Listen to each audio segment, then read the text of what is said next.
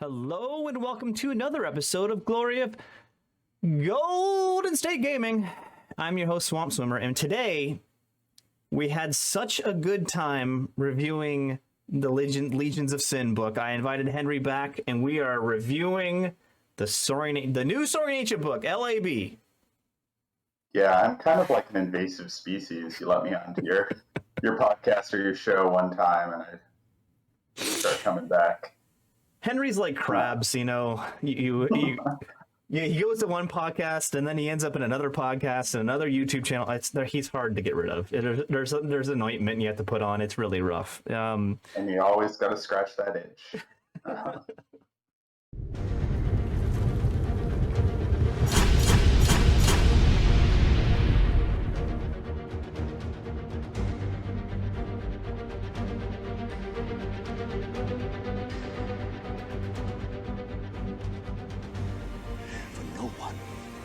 No one in this world can you trust.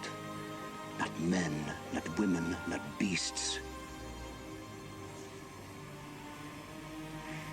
This you can trust. Hey, this is our official review of Saurain Ancients.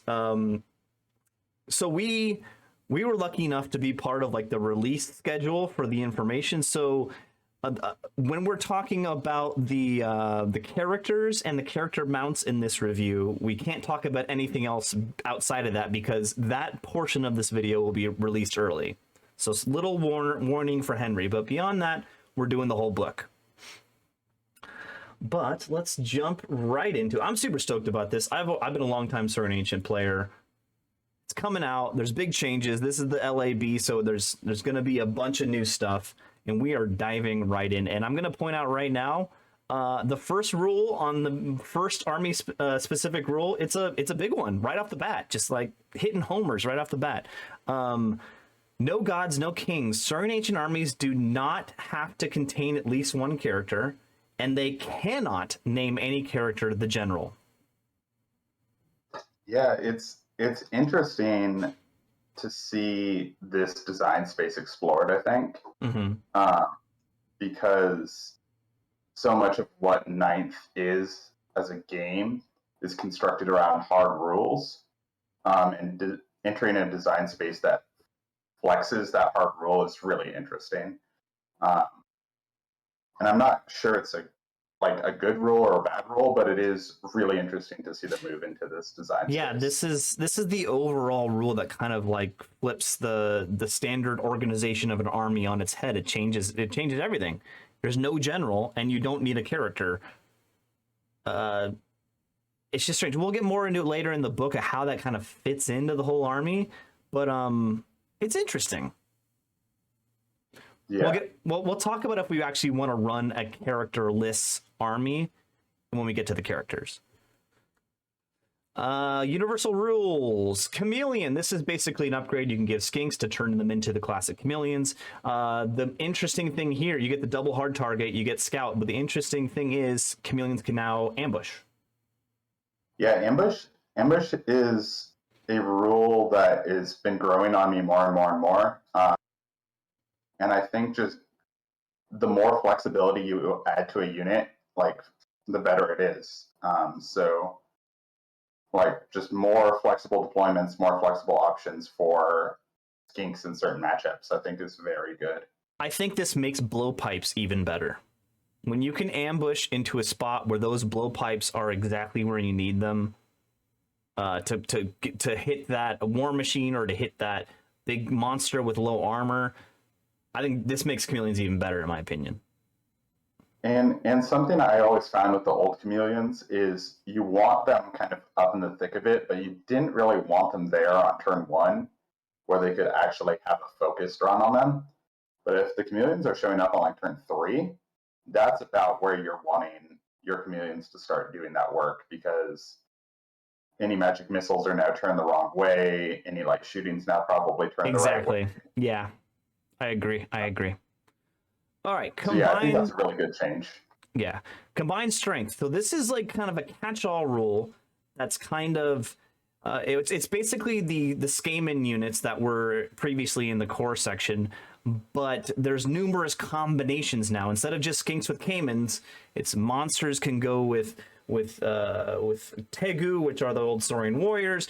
Then there's a bunch of combinations now. But basically, the special rule combined strength X will be applied to a unit that can join another larger unit, and they become the guest unit within a parent unit. I think those are the two words they like. Guest models within a host model. And host. Yeah. Couple little things. The unit that joins a larger unit can't have command, can't have upgrades. They gain. I think they can, but they lose it. Yeah. So since you join at the pre-game sequence, you can't have command. You just lose it. So if you don't want them to join for some reason, if you need the other unit, they can still have their command. It's just, for the most part, you don't want to invest in it. Let's not read through the whole army, the rule here, but like the interesting things I thought of were when they're combined units, both units count separately for combat points. You know, I just realized we don't have any music going on. I might as well have these viewers have a little bit of music while we're doing this. Oh boy. Hold on. There we go. All right, continue on. And so it's separate for victory points. Does that mean scoring, like, for instance, flags? If you combine them together, does that count as one flag or two flags? I believe it's two flags because they're separate units in the list up until the pre-game sequence where you attach them. And I believe flags cares about unit entries with scoring. So I think they do count twice towards flags, which isn't the best, but... Yeah, I get that. The units that join get a fight next to rank, so that means you could have 2 ranks of skinks and then have a caiman in the 3rd rank, even though you're not in line formation, which is pretty cool. Get a little more extra attacks than what they used to be. And then, what was the last one? And then it works the exact same as it did before. Oh no, it works differently. With shooting, when you shoot at the unit, the guest models are considered to be characters. So you got to get the larger unit down to 5 in order to shoot them with shooting attacks. Is that correct? No, so guest models are considered characters with different type and height than the combinations. So you got it. You're right. Distribute 1 and then distribute onto the unit. So it's, I think, easier to shoot them. It is easier to shoot them with single models. Yeah, because previously it was just randomized on a 5+ a hit that came in. Now you can choose to distribute onto them, but you have to distribute equally in the unit. Okay. All right. And then in combat, it's the same way it was. Any model you're touching base to base, you can choose to attack them, but you can always choose to attack the other wound pool, but they're distracting. -1 to hit. Yes. Whew, that's a lot of rules. That is a lot of rules. Yeah, it's right here. The health pool, these are -1 to hit unless 1 or more guest models are in base feint contact with the attacker. Yeah. Something I'll say is I think it lends itself also more to really interesting hobby things. Like the Scrocs were a really cool idea back in their day, and expanding that sets up some really cool modeling opportunities, I think, for. I knew this was this rule was like they released it early to show you like how this army's going to be, and I had like, oh, there's some cool things they could do, and we'll get to it later in the list. They caught me by surprise with some cool combinations I did not think of that are really interesting. Let's move on. So communal bond. This is kind of taking the place of the general, right? Yeah, and part of the command as well, which is interesting. So communal bond, which most of the models in the army have communal bond. They gain Swift Stride. This is where they get the cold-blooded, the minimized discipline techs. As long as they're in a friendly model's commanding presence, and this also gives the unit a commanding presence of 8 inches. If they're scoring in rank and file. Was it? It was rank and rank and file. file, and with scoring in compound units. Gain commanding presence with the following rules. Hold on. Rank and file models with scoring and rank and file models and combined units. Yeah. So it's scoring units and combined units do this. Yes. Interesting. So basically, your bubbles everywhere as long as you have 2 units with communal bond next to each other. Yeah, and the one really interesting thing about this is it's measured off the unit's footprint. So while 8 inches seems lower for commanding presence than the normal 12 or 15 or 18, going off the footprint means you actually have a pretty wide net if you deploy with it in mind. Which I think this rule will have a bit of a learning curve. Yeah. But I do not think this rule is as doom and gloom as I've heard kind of. I was going to agree with that. People theorize. When you realize that just the minimized discipline tests are not just standard on Saurain Ancients anymore, it's a little scary. It's like, oh my god, their leadership, and we'll get to the leaderships, they're lower than they were in the previous edition. It's a little scary to be like, these guys, how do you stick around? But really, this bubble situation, as long as their units are babysat with each other, like, you're always going to have cold-blooded, and we'll get to the leaderships in a second. You're probably going to have high leadership too, so it's not the end of the world. It just kind of lends itself to, like, I call it like hunting packs. You're going to have like a couple, 2, 3 groups of your armies that are going to go do separate things, and they'll be fine together. Yeah, really, I think if you played the old Rat book, this would feel very familiar, which is kind of funny. Yeah. But I think that role is, as an undead player, I like that role. I think it's really clean. Yeah. Because you just need to focus more on your bubbles and just play to that. But you can chain off the bubbles. You can do a lot of stuff with it. Yeah, you can do a lot of stuff. Yeah, and you make a really good point. The base of the unit, the footprint of the unit, plus 8 inches, is much bigger than you think. And let's one Wizard Enclave. This is another character replacement rule, kind of. You go and read through it. Yeah, so it's the same as the normal enclaves that some books can have, but so Champion's Wizard Adept gets +1 health point as normal. You select the spells given to you in your entry, so the same as normal enclave.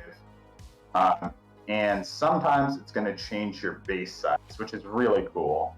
Yeah, it's unique. But it's getting characters out of slots that aren't characters, so it's playing back into that first rule.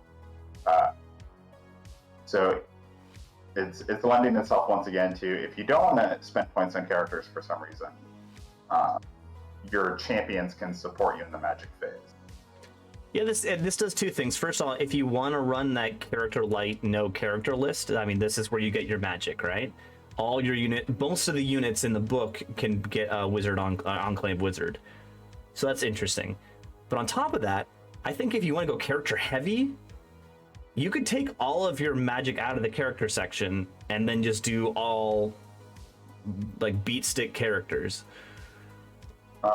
Something else that I realized is one, they're adepts, not apprentices. So even though most of them only have 1 spell, you're still getting that channel off them. Yep. And then the second one is it's a bunch of wizards tightly packed together. So, and this is an army that has access to divination. So all of a sudden, it's very easy to sling max range div spells around. Good point. Yeah. To invest in a bunch of different character wizards. Good point. That's a very good point. I didn't think that divination might make a comeback with the old Quaddle. Okay, moving back. Pack Hunter. This is an interesting rule. It's basically if 2 units with Pack Hunter charge, do a combo charge, they both get to re-roll their charge rolls. Is that right? Yeah. No. So if pack hunter's charging in with someone, so I don't think it Oh, it has counts. to be pack hunters charging together. I think it can be pack hunters and something else. But only units with the Only pack the hunter pack- rule. With the yeah. pack hunter rule, get the reroll. Yeah, okay. So they can Yeah. charge in with a regular unit, and then they get a reroll. So this is promoting. This is promoting charging, combat. And also, it's a bunch of these rules so far seem to promote an MSU playstyle as well, Mm-hmm. which I don't think is the only playstyle for this book, but I do like to see that an army that traditionally has had a very strong MSU option got to keep that identity. True. Next, Prey Scent. This is basically the same thing as the old Ramphidon marking. Yeah, the token. Yeah. This is just basically describing how units can be marked. Now, this changes in the book because there's ways of adding marking during the game, which is interesting. But basically, it works the same way. You mark the unit. When characters leave, they're not marked at all. I think that changed from the old version. And another little thing is more models care about pricing Exactly. now, which is really cool to see that rule get Expanded. more fleshed out. Yeah, it's not just the Ramphidons. It kind of applies to more parts of the army, which is interesting. And lastly, Solidarity, which basically means this model can never join units and it can't be joined by characters. It has to be by itself. Nothing crazy. I honestly thought Solitary was a army or a big Solitary, not Solidarity. Sorry. Yeah, I thought that was a big red book rule, but I guess not. Yeah, I feel like it was editions ago. Interesting. That's a good point. Okay, attack attributes. Lodestone. I love this rule. This is basically magnet weapons, which is great.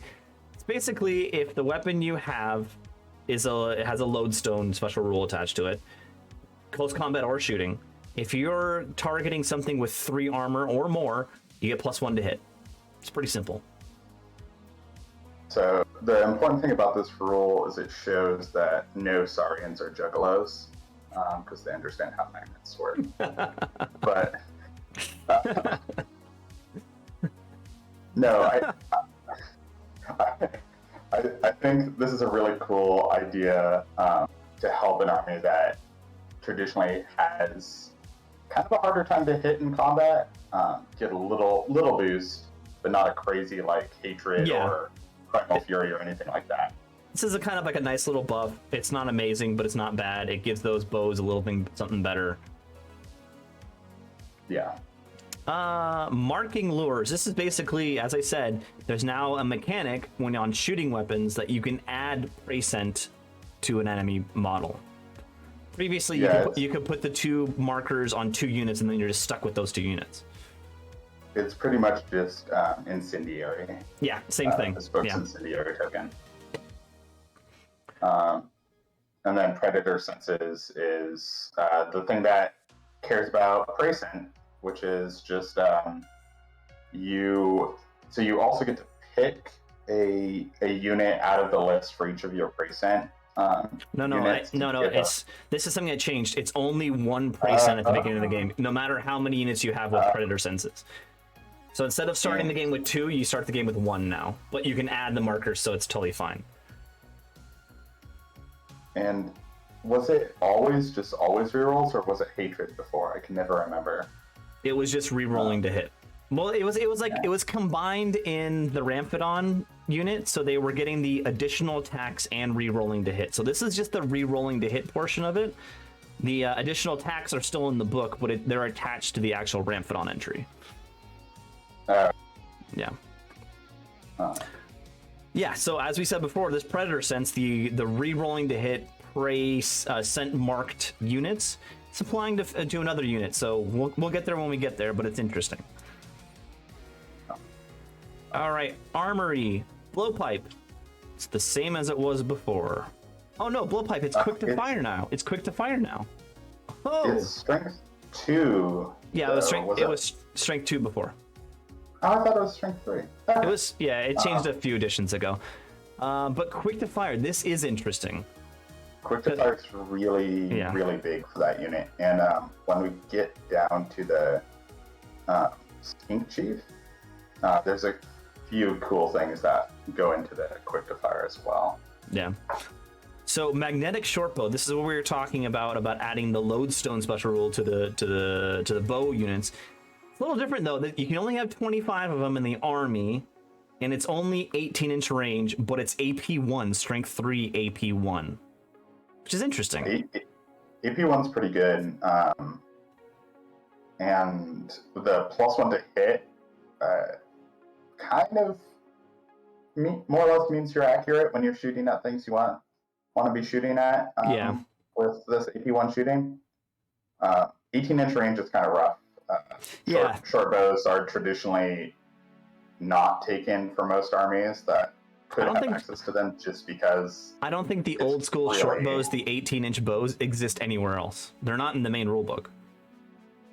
Oh, and do goblins have normal bows now? Yeah. So it's the new short bow. I think it could be a normal bow, but yeah, I don't really understand the 0 to 25 rule. That doesn't make sense to me because these aren't broken. I think that's more just a rule that we see in like alpha and beta drafts at the labs now for any kind of shooting. Is they initially cap shooting, and then they start to ease up on the cap if they feel like it's fine. Yeah.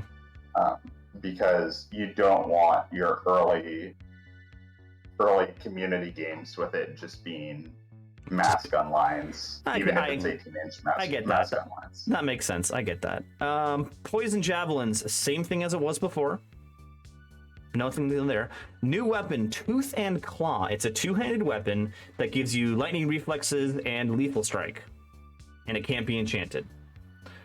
Interesting. That's an interesting thing. The lightning reflexes, super helpful on Saurain Ancients, because we got pretty classically low offensive skill. And lethal strike, just getting that AP10 option is just, it's really just a nice rule to pick up for free.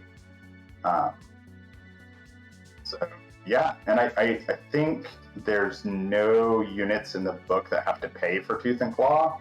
It just comes baked in. Yeah. So it's a really good rule just for free. I agree. But I want to get to the hereditary spell. This is a really interesting hereditary spell. I love this spell. I was never in love with the original hereditary spell, Spark of Creation, because it was just a D6 hits, which you get one, and then it's just a waste. And I've wasted it so many times playing against you, Henry, and it just drives me nuts. But Enlightenment, it's either 7+ or 10+. On the lower version, it's universal, so this go on friendly or enemy units.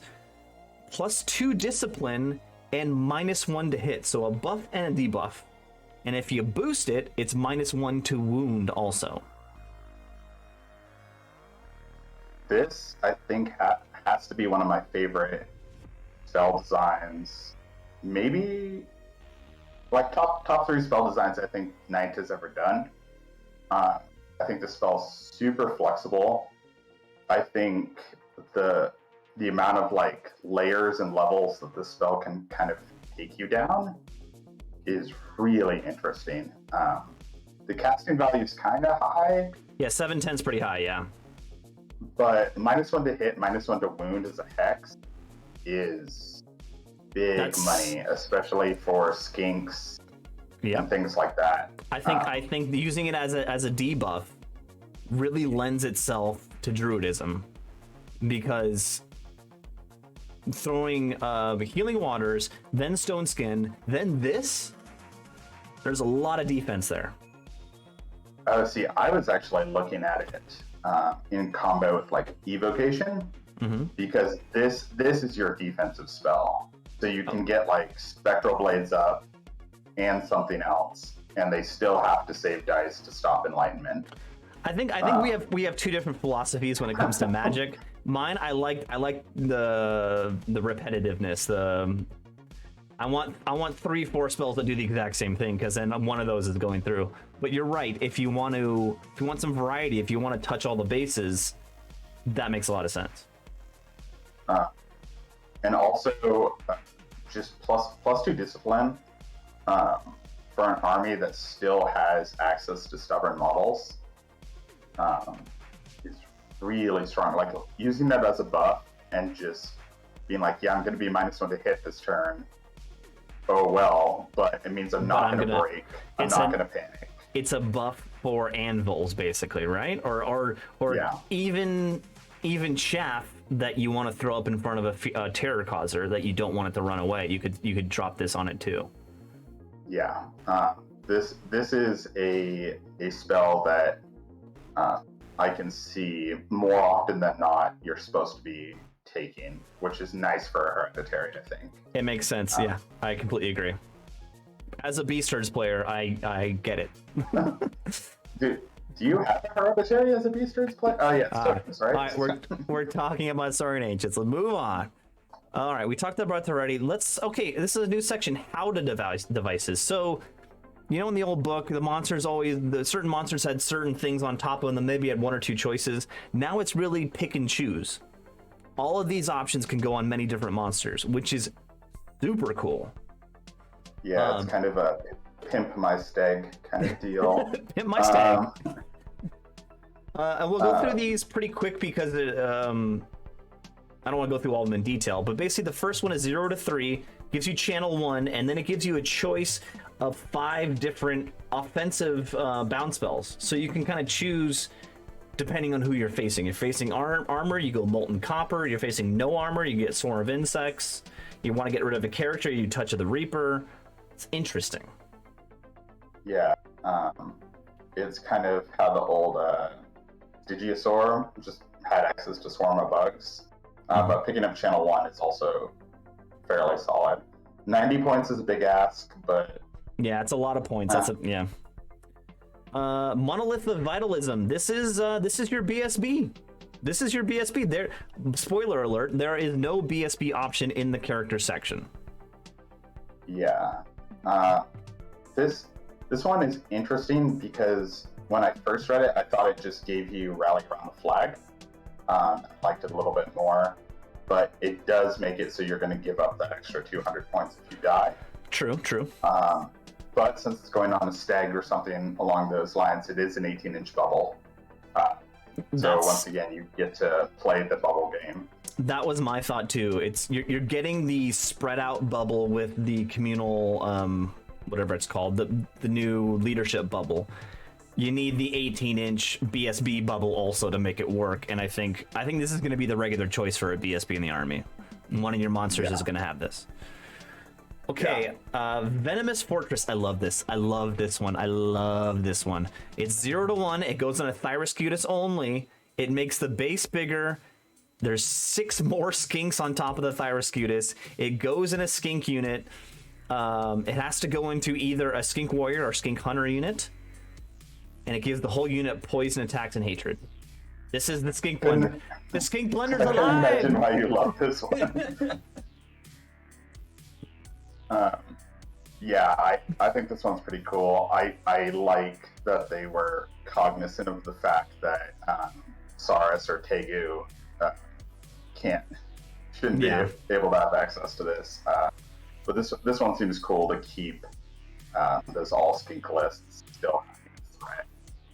And the Thyroscutus is still really solid. So it changed. It's not what it used to be, but it changed.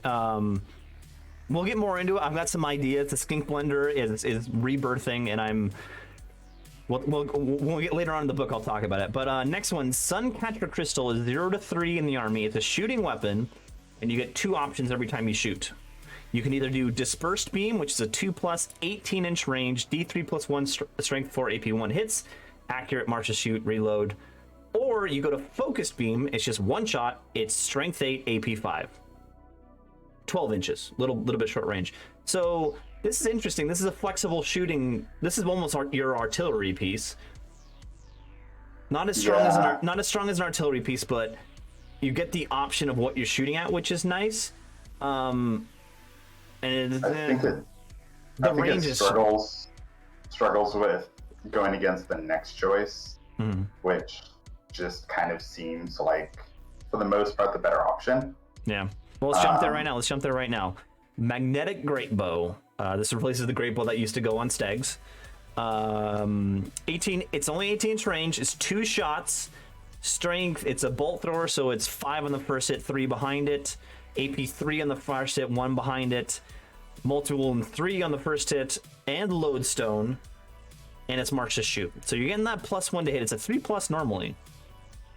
Yeah, and the 2 shots. Like, this is pretty solid with lodestone at just hunting down cowboys, since you're march and shoot. Yeah, that's a good point. That it's like a very big threat to cowboys, and this one is doesn't have any kind of cap, which I mean, the mounts themselves are cost prohibitive enough where that's your cap. But this one seems, out of the list, like probably the best choice besides the BSB. You make a good point. I didn't think that this was like a single character cowboy hunting shooting weapon. That makes a lot of sense. Yeah, because with 3+ to shoot and lodestone, it's pretty much like you picked up accurate, but you have march and shoot. And it's that D3 wounds, man. Okay. Yeah. Engine of the Ancients. This is another shooting weapon, 12 inches, so very short, but it's a 2x2 splash weapon. It's got lodestone, it's got march to shoot reload, and it never takes hit modifiers. For the purposes of shooting, they're going to draw a line of sight direction. Oh, and it can shoot in 360. 360. Yeah. It's interesting. Yeah. It's strength 6 AP 3, which is the good part, but the 12-inch range is pretty brutal. It's interesting because the 2x2. This one feels like something you're pretty happy to have against like Kaylee or Warriors. Something where hitting 4 models is going to actually matter. You're looking for high value ranked up models, which aren't that common. Yeah. Yeah. But once again, that short range. But this one, it helps that you don't need line of sight, so you can kind of just dip in behind a unit if possible. No, you still need line of sight, but you can just do it in 360. Okay, yeah, 360 line of sight, but yeah, okay. And last one, Lodestone Shield. This is a one choice only, and this is the classic 8-inch bubble 5-up Aegis against shooting weapons. This was the old Engine of the Ancients, used a lot. I feel like you're still going to see this pretty often. 30 points is not a lot, and there's no rolling involved. It just happened. It clicks on. I think you'll see this one in combination with another model who's on the BSB. I think it's important for cannons and the like. Yeah.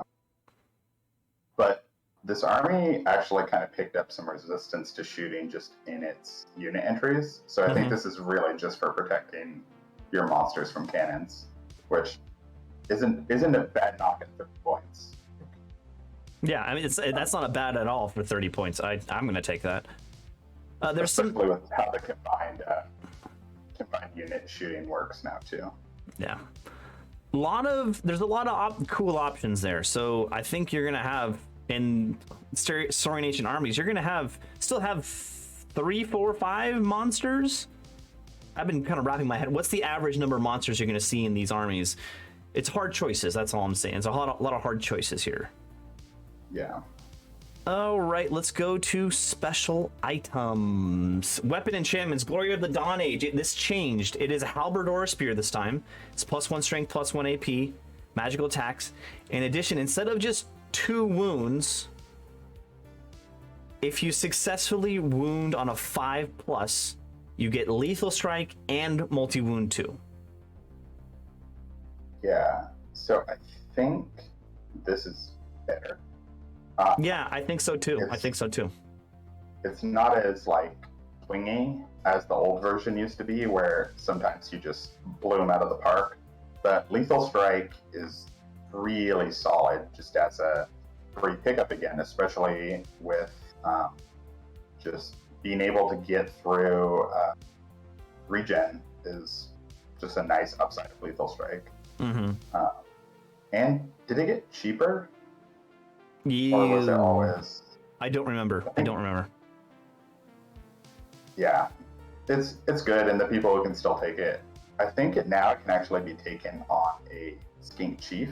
I don't know why you would, but Damn right. Make that a badass King Chief. I know you'll be into that with the skink blender unit, Glory of the Dawn Age skink. All right. Alchemical arrows. This is an enchantment for magnetic short bows. It gives the character with the bow 4 shots, strength 5, AP 1, still lodestone, so still +1 to hit, but also any simultaneously shooting with him, his unit also, if they have lodestone shooting, they get +1 strength. So that means, I already looked this up, if he's in a unit with magnetic bows, the max number, the largest unit he can get is 15 guys. So this is only going to, in max situations, apply to 15 guys. And it'll make those magnetic bows strength 4, AP 1. So I think it can combine, because I think he can get into a unit that has that magnetic great bow as well. On a mount? That made shooting cats with lodestone. Oh, I guess he could be on a mount that has a load weapon. Interesting. Yeah. I did not think of that. So it makes it strength 4, strength 6. Plus he has 4 strength 5 attacks or shots. This one's interesting. For 50 points, by the way, 50 points. Yeah, 50 points is a little steep, but it's very interesting. Yeah, I think this one is worth tinkering around with. Yeah, it's interesting. We gotta go. Now I gotta go back and look at the Howdah devices and see where the real fun's gonna be. But the last weapon enchantment is Serpent's Nest Charm. Cannot be taken by wizards. Basically, attack value is set to 6, and he gets poison attacks, magical attacks. So you could do this with paired weapons and have 7 attacks. Yes, I believe so. I think this one's really good for 35 points. Oh yeah, for 35 points is great. Maybe I put it on a Skink Chief and for my Skink Blender, but I think it's better suited for a Tegu character, for a Saurian Ancient character. The Tegus already have, when we get there, they have 5 attacks already. Yeah.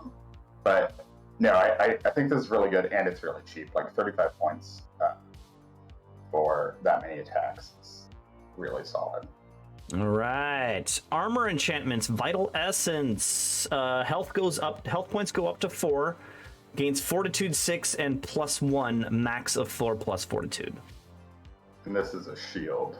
And it's a shield enchantments for 65. So this is good for skinks. And for just a foot Tegu as well. Yeah. Because plus 1 wound and a 5-up is not bad for 65 points. It's true. I don't know why they did the Fortitude 6 and Fortitude +1 max 4 because is there a situation where there's a base 5-up? Druidism, and also the max 4 is because of the 100-point armor Death Cheater. Yeah, I get that. But the only time it's really going to come into effect is when you have a lesser version of Healing Waters up. Yes. Interesting. Which is the Skinks spell. Yeah. As a foreshadowing. Yeah. Okay, Starfall Scales. This is pseudo armor upgrade for 55 points. Gives you hard target. In addition, flaming attacks against the models. Against the bearer's model, lose this attack attribute. So this is different than it was. Previously, it gives you the Aegis save against flaming attacks. Nah, you just lose it. Now, what does that mean exactly? What about, does that work like a Quicksilver Lash? Yeah, so it wouldn't be flaming anymore. but it would still wound on your 2-up armor, and it's still Yeah. AP 10. Yes. I think the more interesting thing here is it's the wearer's model gains hard target, not the wearer. So having a Carnosaur running around with hard target 1 Didn't Starfall Shard have that before? Or am I just imagining things? I thought it gave you a Aegis versus range. I don't remember. I never ran the big monster character, so I never ran it. But interesting. Banner enchantments. Koru Stone cannot be taken by Core. This gives you another rally around the flag that has only an 8-inch bubble. So this is your second option for a BSB. Technically, this is not a BSB technically. So as you pointed out, you won't receive the minus 200 points at the end of the game if they die. But it gives you an 8-inch bubble of rerolls. Yeah, I think this one is an auto include for one of the units that we'll get to eventually. But this would be my go-to option for a BSB alternative, just because it's very easy to protect, and you can do shenanigans with Swift Reforms because it's the Bear's unit gains rally around the flag, so you're stretching it from any point on the unit's footprint. Fair enough. So it can be manipulated quite a few different ways. And you don't give up the points. You don't give up the 200 points. Makes sense. That's why it's 75 points. That does make sense. Next one, Skeptic Steel. Bearer gets MR1. One use only. The bearer's unit and all units in base contact with the bearer's unit automatically fail all Aegis saves. The effect lasts until the unit is no longer engaged in combat. This is unreal. This is good. Yeah, this item is interesting because I don't ever really see a reason to take it in a generalized list, but for like teams or if your local club has a lot of demon players or KOE, this seems really solid. I think this works in every list. I mean, every list you're gonna face has got a badass general or a badass character with an Aegis save. I mean, like 95% maybe, but you put this on a character, a fast-moving character that you can focus on killing characters. I think. Well, you can't put this on a character. It's a BSB. Yeah. It's a standard. Yeah. It's a banner enchantment. Don't know if there's any characters you can. That changes things. Yeah, Then you I think this is just on a block that's there to grind, but it's not a bad to give to a core unit.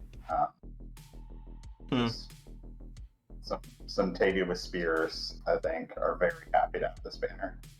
All right, Obelisk of Collaboration. The bearer's unit gains Pack Hunter, so you can. That's a reroll the charge there. Yeah, this one's just really solid. I'm kind of sad this one's not 02 or 03, but I can see why I could see multiple chances to take it. That makes sense. All right, artifacts. Ancient Plaque. In the magic phase, the magic dice may be re-rolled. A single magic dice may be re-rolled if you used 2 or more dice to cast or 2 or more dice to dispel. So the Ancient Plaque has gotten even better than it was before. It's dominant and it's 100 points, so it's pricey. Previously, it was just in the casting phase. This is now in the dispel phase also. Yeah, I think this is incredible. Just hands down the best item out of the list. I mean, yeah. Because it really rewards you for doing that nickel and dime magic phase. Yeah. But it also lets you do a bit more of a conservative nickel and dime dispel phase as well. Which is not, like, it is so soul crushing to miss a dispel by like 1 or 2. And just kind of stare at the dice and be like, well, I guess this game's over now. This item pulls you out of the fire for that. It's a really, really great item. It's 100 points, which is a lot of points, but it's a really good item. Also, it's not the first spell or dispel, which is important. So you can kind of keep it in your back pocket. and combine it with another model. Since it's dominant, you can't have the same guy carrying it, but it combines well with Crystal Ball. Yes, exactly. Which, great. Veilcatcher Astrolabe, 80 points. This is dominant also. The bearer gains a Veil token every time they successfully cast a non-bound, non-attribute spell after resolving the effect. So the one thing I'll say about this item is the last wording works with evocation the way you want it to, which at first I didn't think it did. But because there's no cap on these Veil tokens you're getting from this, but there is on evocation Evo attribute. So you can take the Evo attribute up to 3, and then you can get this one for 4. Yep. Also, this one doesn't cap on how many it can produce, unlike Evo, which is interesting.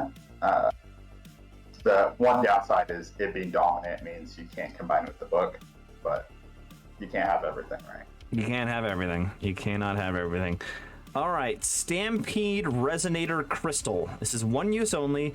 Maybe activate the start of any melee phase. Choose one friendly large cavalry unit or gigantic model within 12 inches of the bear and apply the effects. Oh, this is the one that basically it turns your stomps into impact hits. Yeah. This one's interesting. I think it's like 10 points too expensive how it is right now, but being able to get those impact hits versus models that you couldn't normally stomp is really intriguing. Yeah, it's interesting. It's getting those like in stomps and impact hits are like free hits. They auto hit, so it's getting those. It's productive. I just one use only items. There's definitely a threshold to cost. Well, it would be too powerful if it wasn't a one use only, I think. Yeah, I just think right now it's exceeding the threshold where you'll happily pay for a one use only item. All right, Teapori Smokestone. One use only, may be activated when a friendly unit fails a break test after rerolls. Till the next start of the magic, till the start of the next friendly movement phase, charges and pursuits range rolls are with everyone within 18 inches are minimized. Slows people down. Yeah, this is to me an item that says if you're trying to play any kind of Death Star, you need this. Oh yeah. I was thinking about the other way around. You put this on a cheap unit. You throw yourself in, and it's movement phase, charge and pursuit rolls. So you throw yourself in knowing you're gonna lose in your turn. Flee, like throw a chaff into a blender unit. Oh, but you can't die. You gotta make sure you can't die completely. Yeah. So you throw a cheap unit into a strong unit. Flee, pop this. Everyone within 8 inches is minimized charges. And their turn. There's also some ways to get Feign Flight in this book, which I'm sure someone with that kind of mindset could figure out how to engineer the fail break test plus the fail charges or something along these lines. But maybe it just doesn't line up correctly. I think it is a really interesting item. Yeah. The Heart of Atua. If the bearer is part of a combined unit, the range of the commanding presence is set to 12 instead of 8. Yeah. Because you have a little more flexibility with movement, but I don't think people are going to be taking this that much. Yeah, I think this is more trying to add incentives to take the combined or compound units. Because right now there doesn't feel like they're always the best choice, but anything to make them a more viable choice I like. And 12-inch range off the entire unit is really good. Yeah, it is. Get used to playing with your 8 inches is what I'd say. Exactly. A good player is going to just stick with the 8 inches and be good, you know? Infiltrator's Dart. This is only for a skink veteran. It's only 10 points. Right before the battle, You must mark a single unit from your opponent's army list with prey scent. So this gives you the second prey scent at the beginning of the game. Yeah, I think this one is, if you're taking a skink vet, this is an auto include. Yeah, Like, it's 10. just- It's 10 points. Like 10 points. Yeah. Well, and I think I think you can really build your army around the prey scent. And Yeah. I forgot the name of the rule that gives you the bonuses, but if you built your army around that, this would be super effective. If not, then leave it, but it's 10 points, so like whatever. Okay, those are the magic items. We're moving on to characters. Please, everyone, just talk about characters and characters' mounts from this moment forward. Yeah.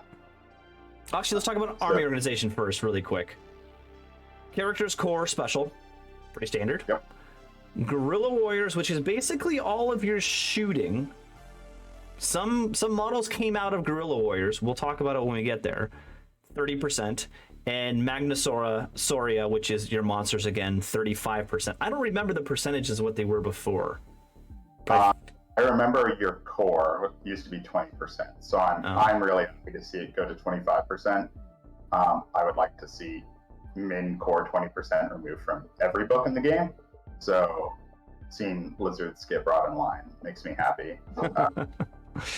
I think Guerilla and the monsters were about the same, and characters were 40%, wasn't it? No, I don't remember.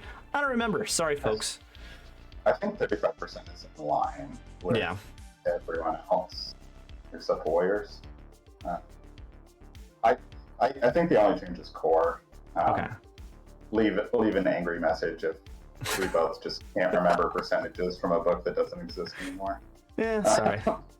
Okay, characters. The Anurok Archmage, your new and improved Quaddle. Whew, still got 4 rooms, still resilience 4. Guess what? There's no more 4+ Aegis save. There's a 5+ Fortitude. Still can't be stomped. It still channels 1. It's still Wizard Master. It's still tall standard. But it's strength 1 now. It I'm was not sure that ever matters. But... It was strength 3 before with 1 attack. Who cares? That means nothing. Interesting changes. You can no longer take. What was here? I'm losing my mind. What's there? What wasn't there? Evocation, alchemy. You can no longer take pyromancy, and now you can take druidism. So druidism on an Anurok. Mr. Toad. Mr. Toad. Let's just call him Toad. Interesting. A few things is I'm pretty sure he had Channel 1 and Wizard Master, so he's actually Channel 2, I think is how that works. Mm-hmm. Which is really cool.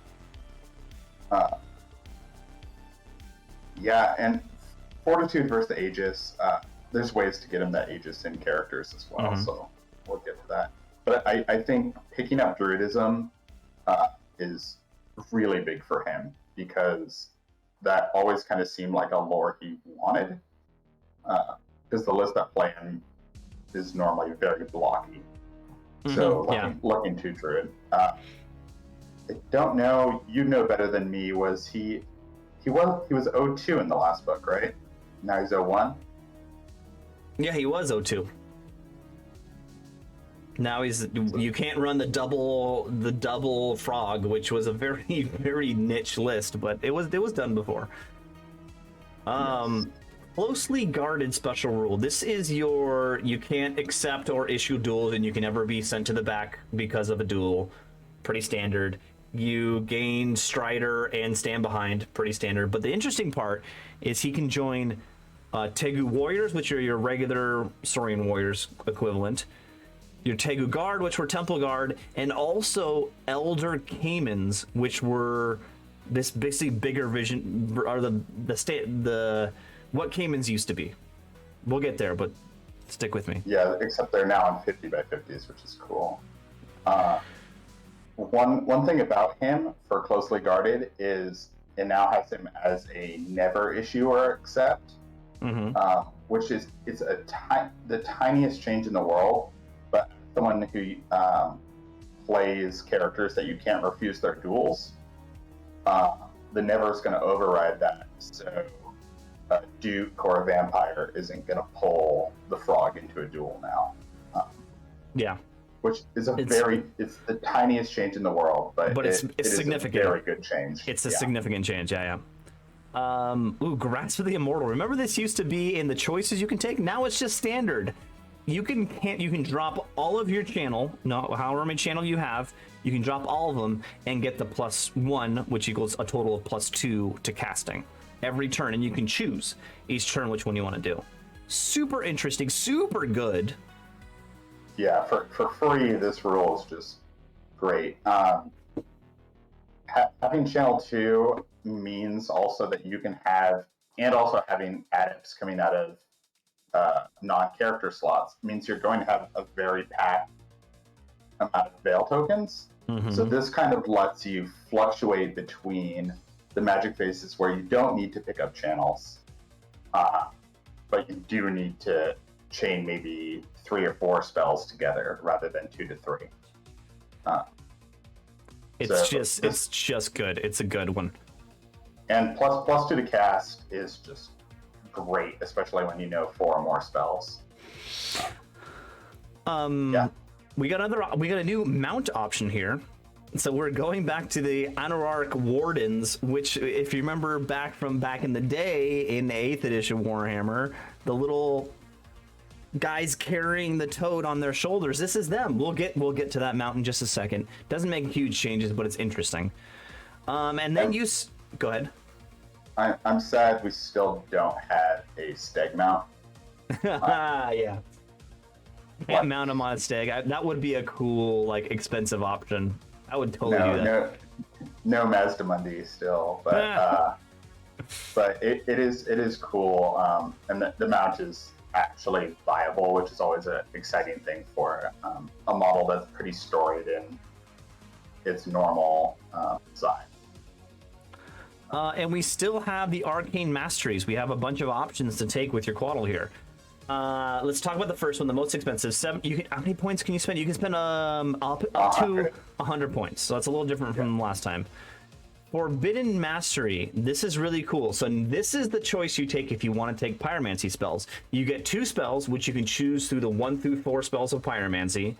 But every time you successfully cast a spell, you take a Strength 5 AP 10 hit. Yes.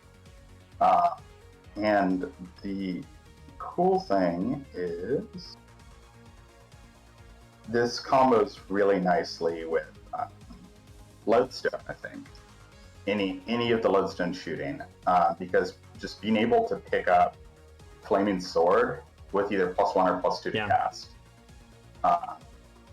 and still having Druidism, where you can heal those wounds you're taking. Yep.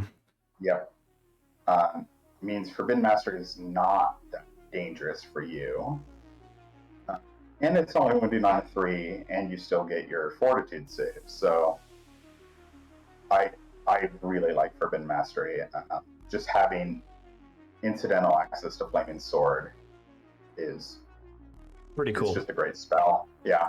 I think this is a really good design. I think it's really cool.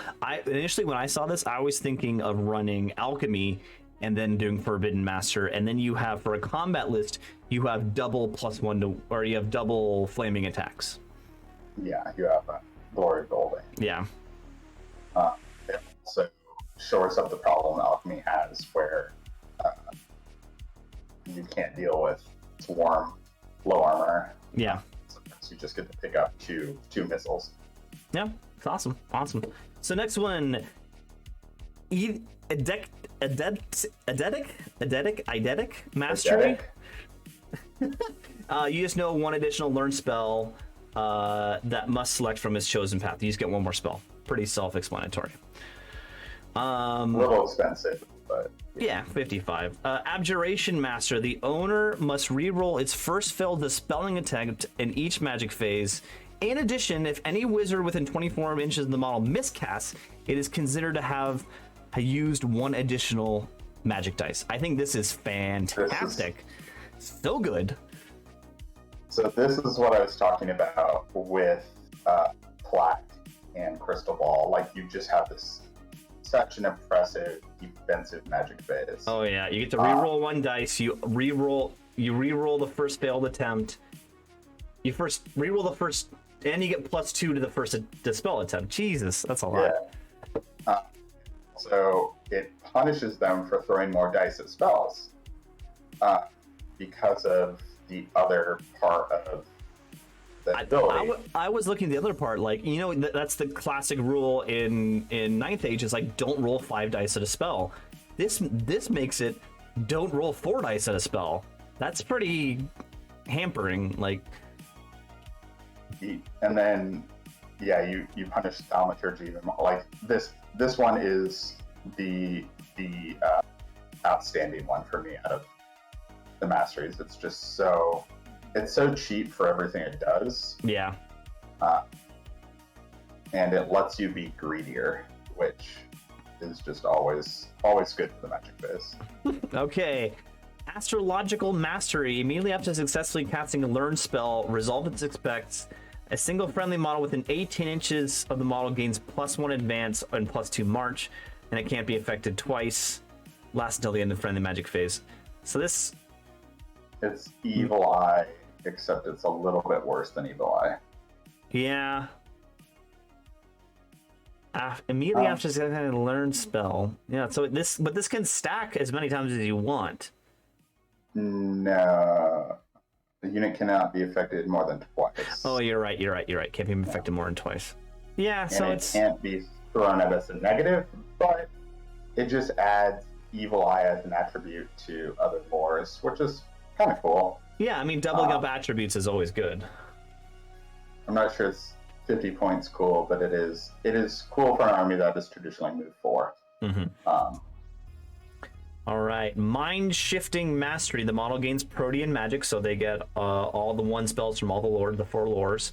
They also get access to Shamanism, so they get Awaken the Beast, and they also know the hereditary spell, so that's 6 spells. This one being cheaper than Adeic Mastery is kind of funny to me, but I think this one's okay. A lot of units in this army have access to a lot of the 1 spells that the frog can already take, which kind of leans me off this one. But it's cheap to know 6 spells. And Quicksilver Lash, Know Thy Enemy, Healing Waters, Spectral Blades. Yeah. There's not. I feel there's not. I've never been a huge fan of the Protean magic. I ran it a lot a while ago, but I feel like there's not a lot of combos there. Most of the time, you're like relying on 1 spell, and you really hard to get it through if your person you're playing knows you're relying on that 1 spell that round. Yeah, the one thing is this one combos nicely with the +2 to cast and the book. Yeah, true. But Protean magic always suffers from it's not a very redundant magic phase, so you do get to stop what you want. All right, this one's interesting. I love. It's so interesting. I love this one. Telepathic Mastery. Once per friendly magic phase, the model may attempt to cast a single non-hereditary learn spell that was successfully cast by an enemy wizard during their preceding magic phase. If successfully cast, the model casts a corresponding attribute also. So someone drops a comment on you, it's like, oh, here's the comment right back at you. Yeah, the crazy thing, I think, is actually when you start comboing it with hereditary spells too. Like specifically the ones that spring to mind are the Ogre one and the Highborn one. Oh, yeah. Because the Ogre one also combos with your attribute, so for -2 to wound. And the Highborn one is just bonkers.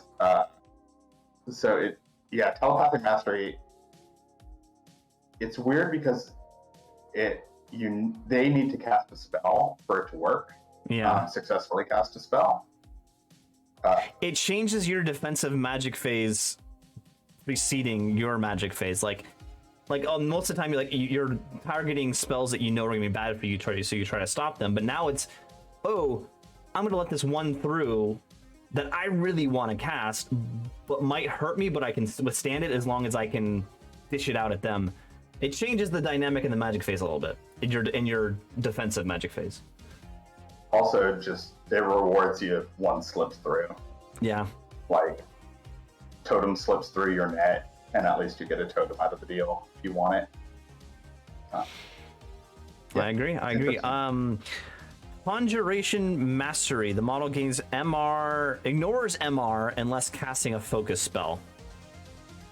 Yeah, so this one feels really just built to combine with Forbidden Mastery, which is why it's 25 and Forbidden 75. Yeah. Just to help Pyro's one little magic resistance problem. This one's okay. It doesn't combo with Evocation, which is a shame. Yeah, I think you're just gonna see this with the Forbidden Mastery build. Okay, that's the frog. Interesting. I think the frog really got a level up. I think he's even better than he was before. Also, I think him not being able to be the general of the BSB is actually a good thing for the model, because normally in old frog games it was kill the frog, pick up 1,000 points, and then just kind of back off. Yeah. Like, yeah. If you could kill the frog, it was so many points. And now it's just going to be like a 650 point wizard, and that's about it.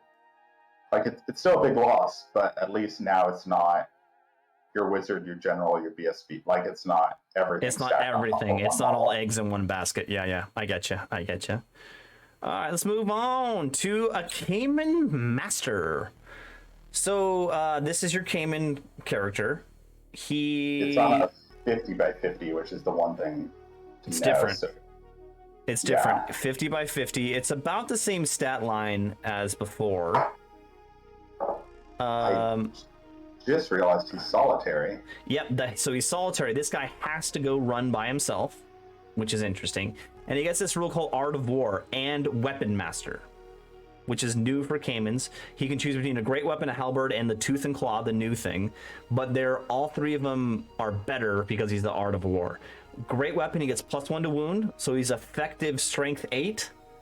Halberd, he gets distracting, so it's kind of a defensive build. And then Tooth and Claw, he gets an additional attack for every enemy model in base-to-base contact with him, to a max of 3. And this is your I need a bunch of attacks to get through models build. The one thing is it has to be mundane, so you can't enchant any of those weapons. But Tooth and Claw giving you +2 or +3 attacks, all of a sudden you're 7/8 lightning, reflex, lethal strike attacks. It's pretty damn good. That's really good. He's got 3-up armor save. Yeah.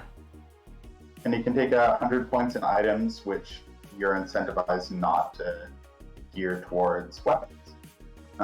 He feels weirdly like a Minotaur character. I mean, obviously not as good, but just the raw output of that model is really yeah.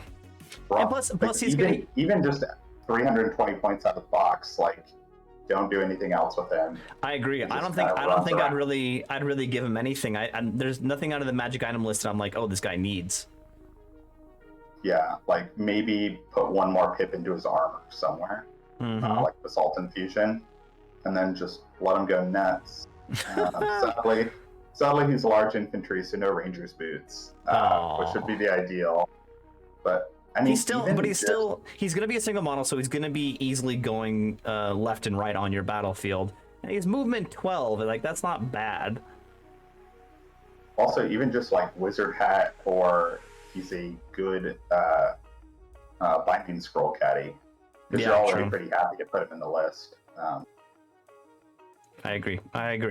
Let's move on to the Tegu Veteran. This is the Tegu character that is encompassing the Lord and the lower level character. They all become one. Stats, he's 5 across the board. He looks almost the exact same as the Cayman Master.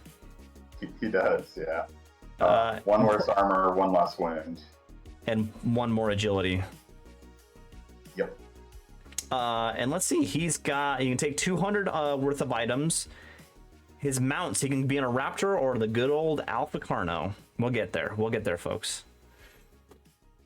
Not much to say here. Just another, strong. These guys will be cowboys. Yep, he's a good cowboy. He's good on foot, and he has 5 attack space. Like, that's yeah. He's solid. And he's one note is 30. one note is you can't do the on foot build again because he can't get heavy armor. Period. Yeah. Yeah. Okay, moving on. The Skink Veteran, my favorite. The Skink Veteran. You'll notice this about skinks across the board. Oh, we haven't talked about leadership. Let me go back really quick for a second. Our discipline. The mage is only 6. That's low. The Cayman Ancient and the Cayman Master and the Tegu Veteran are 8. So these are going to be your. Remember, these guys are pumping out an 8-inch bubble, leadership bubble, because they both have communal bond. Yes, as long as they're meeting the rest of the requirements for communal bond. Mm-hmm. Oh yeah, they have to be a combined unit. So they or in a scoring unit. Okay, they have to be, but the Cayman Master can never join it. So Cayman Master is never going to be pumping out an 8-inch bubble. Yep. Interesting. So ties back into not no gods, no masters, but it's more or less no kings, no gods. No gods, no kings, or something like that. Yeah. Interesting. I didn't consider that. That's very interesting. So the Tegu Veteran is only going to pump out that leadership bubble when he's in a unit. Yes. Interesting. Okay. Skink Veteran, Discipline 7. He actually went up, didn't he? I think he went up. But since there's no general anymore, him going up only matters for himself. I think the big thing to realize here is basically almost the same stat line except for agility. His agility went from 6 to 4. Did he gain a resilience? Was he always 3? Oh yeah, he gained a resilience. And he's still HP 2, which is annoying. And you notice across the board, all skinks get Fortitude 6 up. Yeah. It's interesting. So he really wants to have that magic shield if he's going to be on foot. Yeah. Plus 2 wounds and a Fortitude 5 up is pretty solid. Yeah. He can get javelins, he can get blowpipes, he can get magnetic short bows, he can have halberds, he can have light.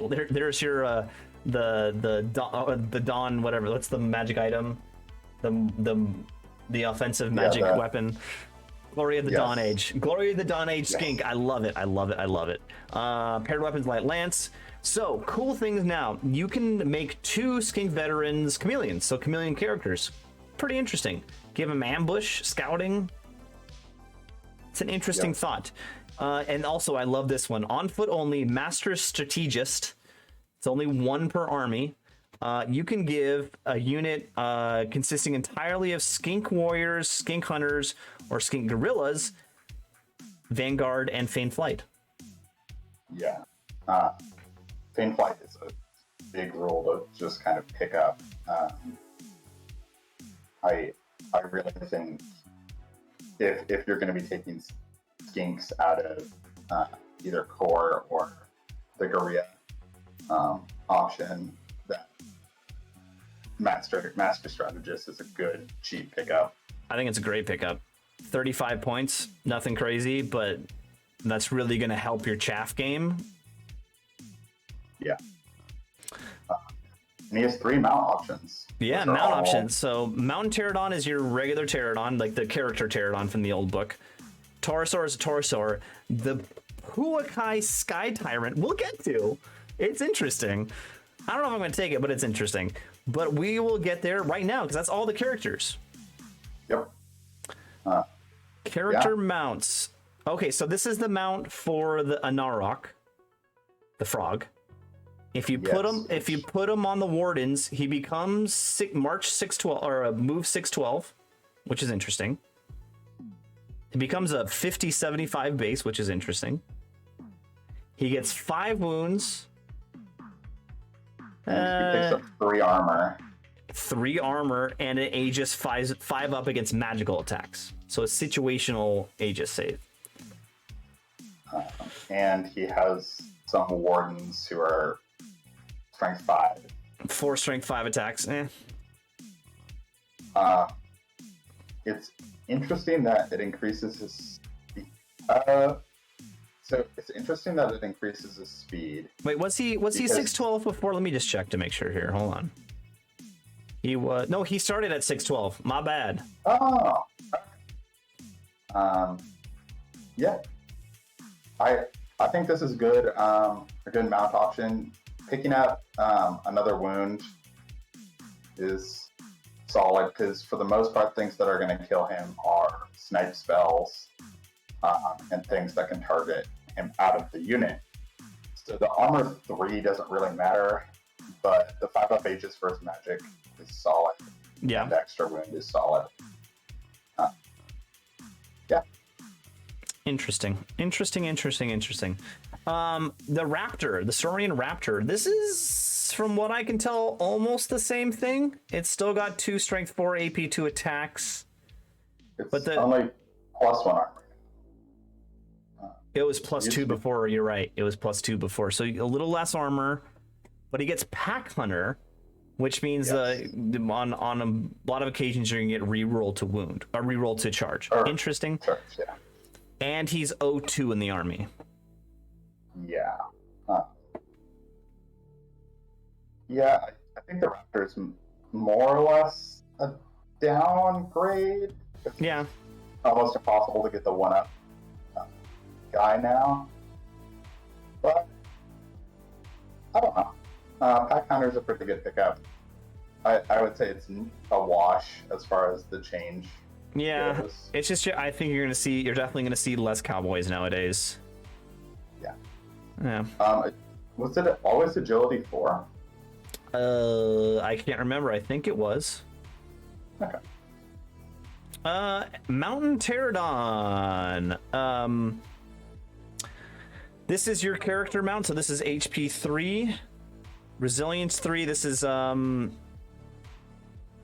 still Vanguard, still light troops, still it flies less now. It's fly 816 instead of 918. Something to note. But this is a little bit of a preview for the jungle gorilla section. The Pterodons no longer do the one use only D3 strength 4 AP 1 hits. Now they have a sweep attack where they do 1 hit per model, strength 4 AP 1. So you can multiple times do the sweep attack. Also, hard target 1 is pretty. They had hard target 1 before, yeah. No, but I mean, like, I think this is actually the better cowboy. Oh yeah. Like fly 816, leader 7, 3 wounds, hard target 1, and Vanguard. Like this model is very, again, always be where you want it to be, and it's pretty good at hunting war machines and little things in the back.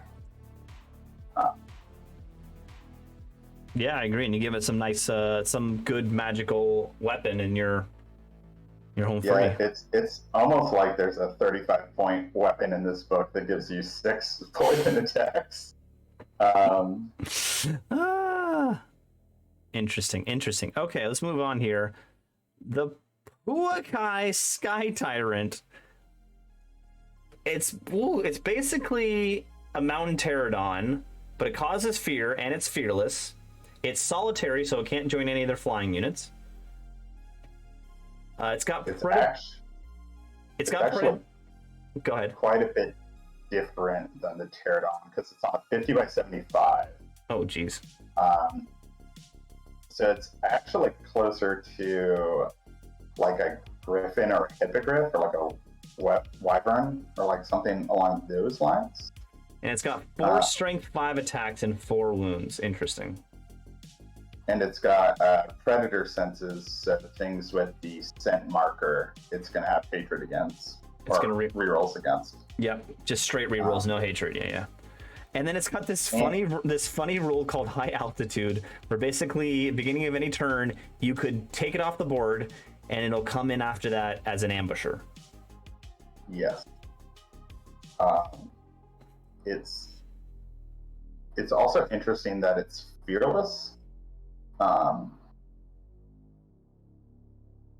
This model has a lot going on. It's a lot to digest because it's straight new. But high altitude is one of those rules that I don't think you're going to use it much. And I think you can use it incorrectly more than you'll be able to use it correctly. Mm-hmm. But I think it can win you a game. Also, so this is like kind of getting lost in the reeds here, but it's at the start of the friendly turn, so you can use it as chaff if they don't charge the chaff, and then it turns out to be blocking your charge. It just pops up into the sky, and then you can declare your charge. That's interesting. I didn't think of that. I doubt, I don't know how much that'll ever come up, but it is, like I said before, it's another option, and the more options, the happier you are, right? Yeah, but how often are you going to chop something and they're not going to take it? I don't know.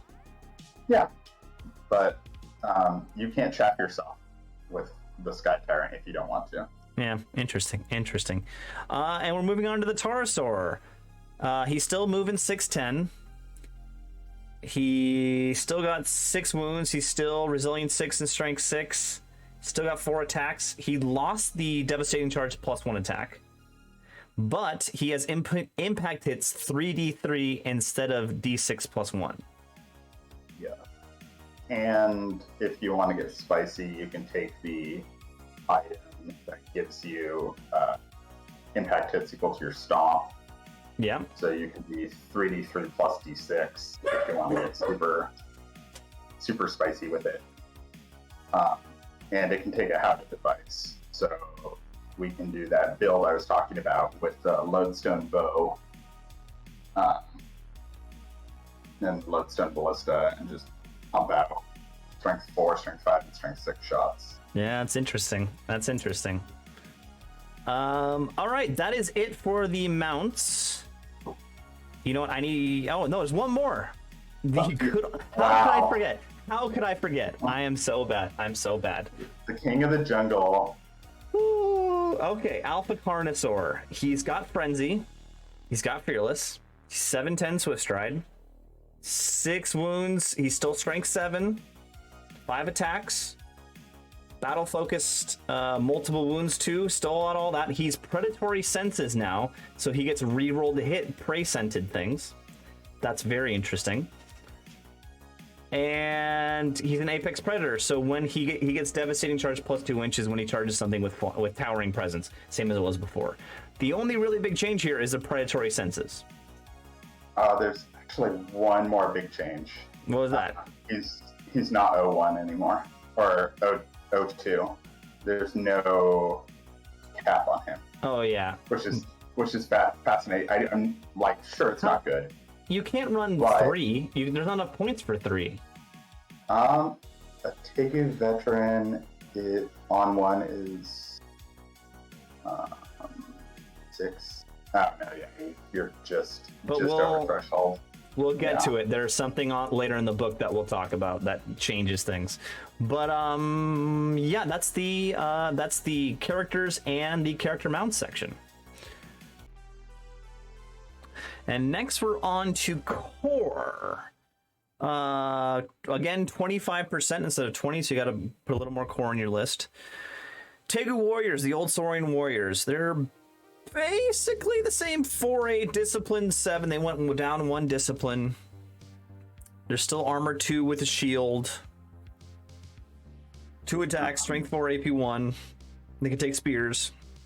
But the interesting point. Reroll once. Oh, they lost Predatory Fighter. Good call. But they did get Lodestone, so that's kind of a buff, kind of a debuff. Like, yeah, I mean, Predatory Fighter I think is better, but the Lodestone +1 to high armor guys helps. Yeah. So this a one, lot of warriors right now, so Bloodstone's good. Warriors KOE. so it's interesting. Like basically, the whole book has communal bond, which gives swift reform. So none of the units have musicians. Yeah. Interesting. Yeah, it's super nice. You don't have March to the Beat, so you don't have the March block thing, but still, free swift reform is nice. Yeah, yeah. And so you got Center Bearer with the banner enchantment, but the champion turns into an enclave that can take Awaken the Beast and Shamanism. So this is kind of what I was talking about when we were talking about the frog being able to take all the one spells and getting shamanism. Is your core can take the one spell of shamanism. Yeah, yeah. And the entire thing counts out of your cortex. So this seems really like a solid choice. 15 to 35 is, I think, the same as size as before. Yeah, I think it was before. Yeah, same size. But having Awaken the Beast and Spears means you can get up to AP3 pretty quickly, which combos with Lodestone. Yeah. Okay. Next up is our Skink Warriors. Some changes here. Minimum unit size used to be 15. Now it's 20. It's got to be a little bit bigger. Fortitude 6-up saves. Nice. Standard. Yeah, and 5-up, 6-up. The thing we didn't point out was the Wizard Enclave for the Tegu Warriors. He turns into a 50 by 50 base. Yes. And there's no rule here where that 50 by base can go in the second rank. It has to stay in the front rank, right? Yeah, because he's the champion. Yeah. But they do pick up an extra wound, being the Enclave. Yeah. Any of the Enclaves pick up an extra wound. I don't know. So with the Skinks, these are just Skink Warriors. And another really cool upgrade is you can give Skink Spears now. I think that's super cool. Yeah, it gets you to Agility 5 being charged, Yep. which is big money. This can also do a Wizard Enclave that has to do Healing Waters, but again, it makes you a 40 by 40 base. And the thing to remember with all these champion upgrades is they are Wizard Adepts, so they're giving you that channel. Every single one does Channel 1. That's really nice. All right, Skink Hunters. These also count toward Jungle Gorilla.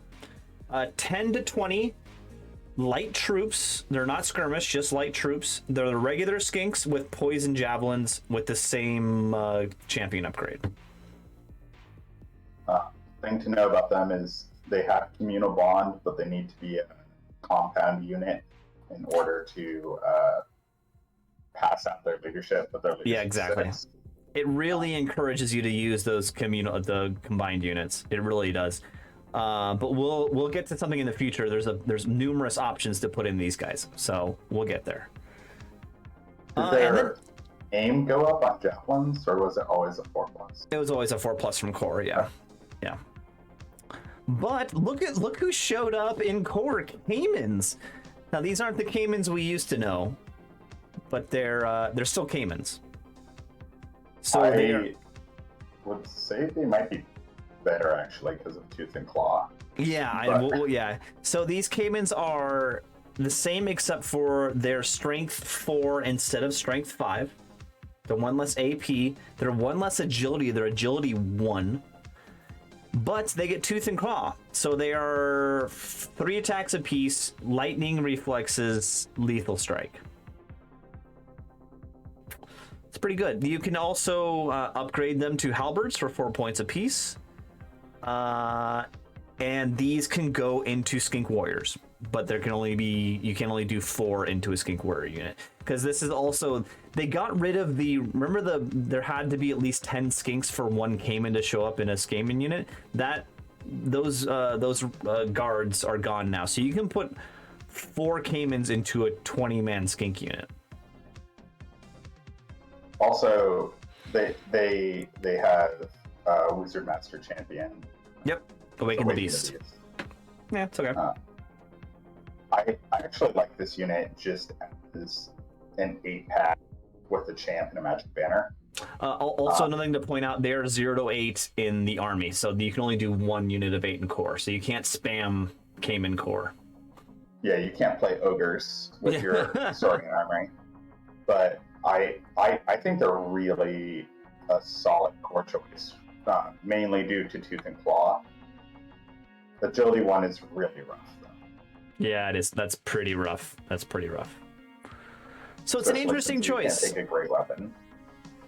It's an interesting choice. They put it in core. They merely made you think about it. I'm interested, but we'll see. Moving on to Special. Tegu Guard. These are your old Temple Guard. Bodyguard for the frog. Fearless MR1 for the unit, which is new. Cool. Light armor shield with 2 armors. Cool. And they just have hand weapons now. There's no more the club, the +2 strength, +0 AP. That's gone. Yeah, you can just do hand weapon shield, which is new, which I think is interesting. That's something to really consider with this unit. But you can upgrade them to halberd. You can upgrade them to great weapon. The other thing to know is they are discipline 8. So the frog went down, they didn't change. So When their they- communal bond can pass out an 8 bubble. So that's the upside of just running units of these guys by themselves. Yeah. And they have a special roll called Containment Field. Enemy units to suffer -1 if they are. So it's -1 to move with special attacks, or magical attacks. Or magic attacks. Yeah. Magical attacks and stomps and impact hits and special attack grinds. Interesting. Yeah, That's not gonna change the game. This has really turned into, because that was the problem with Temple Guard always before. They were meant to be an anvil unit, but they just weren't anvil-y enough. Yeah. The other really cool thing is, once again, this is a unit that just loves the hereditary spell. Either combined with Containment Field for -2 to wound on enemy stuff, or just dropping them up to Discipline 10, Guard, Minimize. They are not going. They're not going anywhere. Yeah, good point. And they are the unit that I was talking about that can take the magic banner that gives rally around the flag. So we're starting to get into like dwarf Kingsguard territory as far as like this unit. It is a lot more work than it looks like on paper to shift. Yeah, I think you're gonna have a really hard time breaking them, but there's still toughness 4 with a 3-up armor. But the -2 wound really helps. Yeah, I don't know. You're right. I think the great weapon is the option that really stands out to me. Being agility 2 with 2 attack. Just the great weapon is a good solid rate of attack. You lose an armor, you lose parry, but you've got druidism. We'll get to about the parry thing. There's an option later on. But let's move on from Tegu Guard to a new unit, Tegu Mystics. This is basically a Tegu unit that's a big... Now notice, I'm sorry, Tegu Guards, no Wizard Enclave. No. I think that... You're supposed to take your 600-point Wizard Enclave. This list. This is just basically a stronger Wizard Enclave. It's 10 to 20... It's pretty cheap, 15 points a model. These are light troops with Swift Stride. They are non-scoring units. They're hard target 1 and regular Cayman. Not Cayman, regular Tegu. They have magical attacks and battle focus, which is interesting.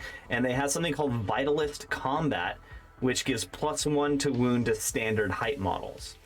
And then they can choose 2 spells from Awaken the Beast, Break the Spirit, which is really good, Enlightenment in the Hereditary, or Entwining Roots. Yeah. They're interesting. And then their champion's 120 points. Yeah. But doesn't get a... But you're getting 2 bigger spells. base. You're getting 2 spells, yeah. They have only armor 2. They're kind of squishy. Yeah, they are only squishy. Only agility 2. This unit worries me a little bit in the fact that it wants to fight, but I don't think it can actually take a fight. Yeah, I agree. But you're getting access to Break the Spirit, which is really good, I think. Yeah, and just having Enlightenment. Like, if for some reason you don't take the Frog, you're trying to go to low character builds or whatever, this is the unit that can take Enlightenment, which yeah, I think is a very important part of this army, with or without characters. So having access to your Hereditary is big. All right, moving on. A Raptor pack. These are your Raptors with no riders. Very interesting. No. 5 to 15, 120 points for 5. These could be a really good chaff piece. Movement 714, Communal Bond.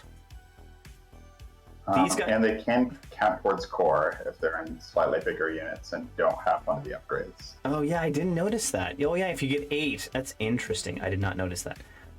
You can make these guys ambush, which is super interesting, or you can give them something called Corrosive Spitter. The unit gains poison attacks, and they get a breath weapon that's strength 2 AP 3, that instead of rolling 2d6, you just do the number of hits of models in the unit, so you can go up to 15 hits. And then the way I understand this, the wording, is every single model in the unit has the breath attack, so you have a number of breath attacks equal to the number of models in the unit. Yeah. But only one model can spit a turn. Yeah, you can't shoot multiple turn, which makes sense. That'd be totally broken if every single model could breath attack in the same turn. But if you have 5, you can basically breath attack turns 1 through 5. Yes. So I have a few problems with this unit. One, I don't understand why it's cavalry not beast. Yeah, I noticed that too. It's weird. Because they're not harnessed. Okay. I don't know. I think the Raptor pack is really cool thematically. Like, who doesn't love that scene from Jurassic Park? It's a really cool unit. I think its problem is its job is done better by multiple units everywhere else in the book. I just think this is an interesting, if you're looking to really hit the pack hunter rule, you can get small units of these guys with pack hunters and just have them spread around the board and then always have a reroll to charge. Well, they only reroll their charge. And oh yeah, you're right. Units, and they're O2 per army. Yeah, you're right. You're right. Yeah, you're right. I don't know where these guys fit in. That's a good point. Yeah. I guess just the ambush, throw them behind the enemy lines and then charge. Yeah. Okay. I don't know. I think this is a unit that, if the history of labs is anything to go by, will probably change drastically. Mm-hmm. So I think it should just say Raptor pack and then underneath it, watch this space. And we'll see what happens. All right, let's move on to regular Raptor Riders. I think these are just about the same. You can give them light lances, you can give them halberds. They have lodestone, remember that. So it's +1 to wound against armor. These guys have pack hunter also. So they can no longer be the 5 packs, and it's only O2. Yeah. So it pushes you towards bigger units, which is interesting, and only 2 units. I know a lot of folks really like the 3/5s. Yeah, I remember a lot of people run that. Yeah. I mean, that wasn't overpowered or anything. I feel like I saw it a lot in tournament lists, so maybe it was getting a little overused. Well, so I think the actual thing is the way Communal Bond works now with scoring units is you have to be really careful with spam, because you could just have build your own generals. Yeah, just spread that out makes all sense. over the board. So I think that the Raptor Riders are going to take a hit for their mobility combined with Communal Bond. But if you've ever been charged by this unit is scary. It does a lot of damage. Yep. And Lodestone helps that. Light, was it always Light Lance or was it actual Lance before? No, it was actual Lance before. This is Light Lance. Man, they lost a lot. But they're still 2-up armor. Yeah. Yeah, they're nothing to shake. They're not horrible, but they're not as good as they were. That's for sure. Yes. Right, moving on. Cayman Elders. These are the Cayman we used to know and love. This is the Strength 5 Cayman. They're scoring. These guys are now just a base Weapon Master. They start out with Tooth and Claw, the new weapon, but they can add on to that Great Weapon and Halberd. Other things to know is they're on 50 by 50s now, and they're 4 wounds apiece. Oh, Nikes! I did not see the 4 wounds. That's interesting. Yeah. And they can do combined strength with Tegu Warriors and Tegu Guard. That's interesting. So if you felt like your Temple Guard didn't have enough heavy lifting, you can contract some Cayman Elders to kind of put a bit of speed. Sit these guys in the 3rd rank and dish out 9 strength, if Great Weapon, strength 7 attacks. Yep. And that was always the hard choice with Cayman before. It's like, do I give him a halberd or do I give him a Great Weapon? The Weapon Master, just give them both. So, I'm not a Blizzard player, so I'm not super familiar, but were they always defense and weapon skill 4? No, they were 3s. So that also goes well with Tooth and Claw. So you're hitting defense 3 on 2s.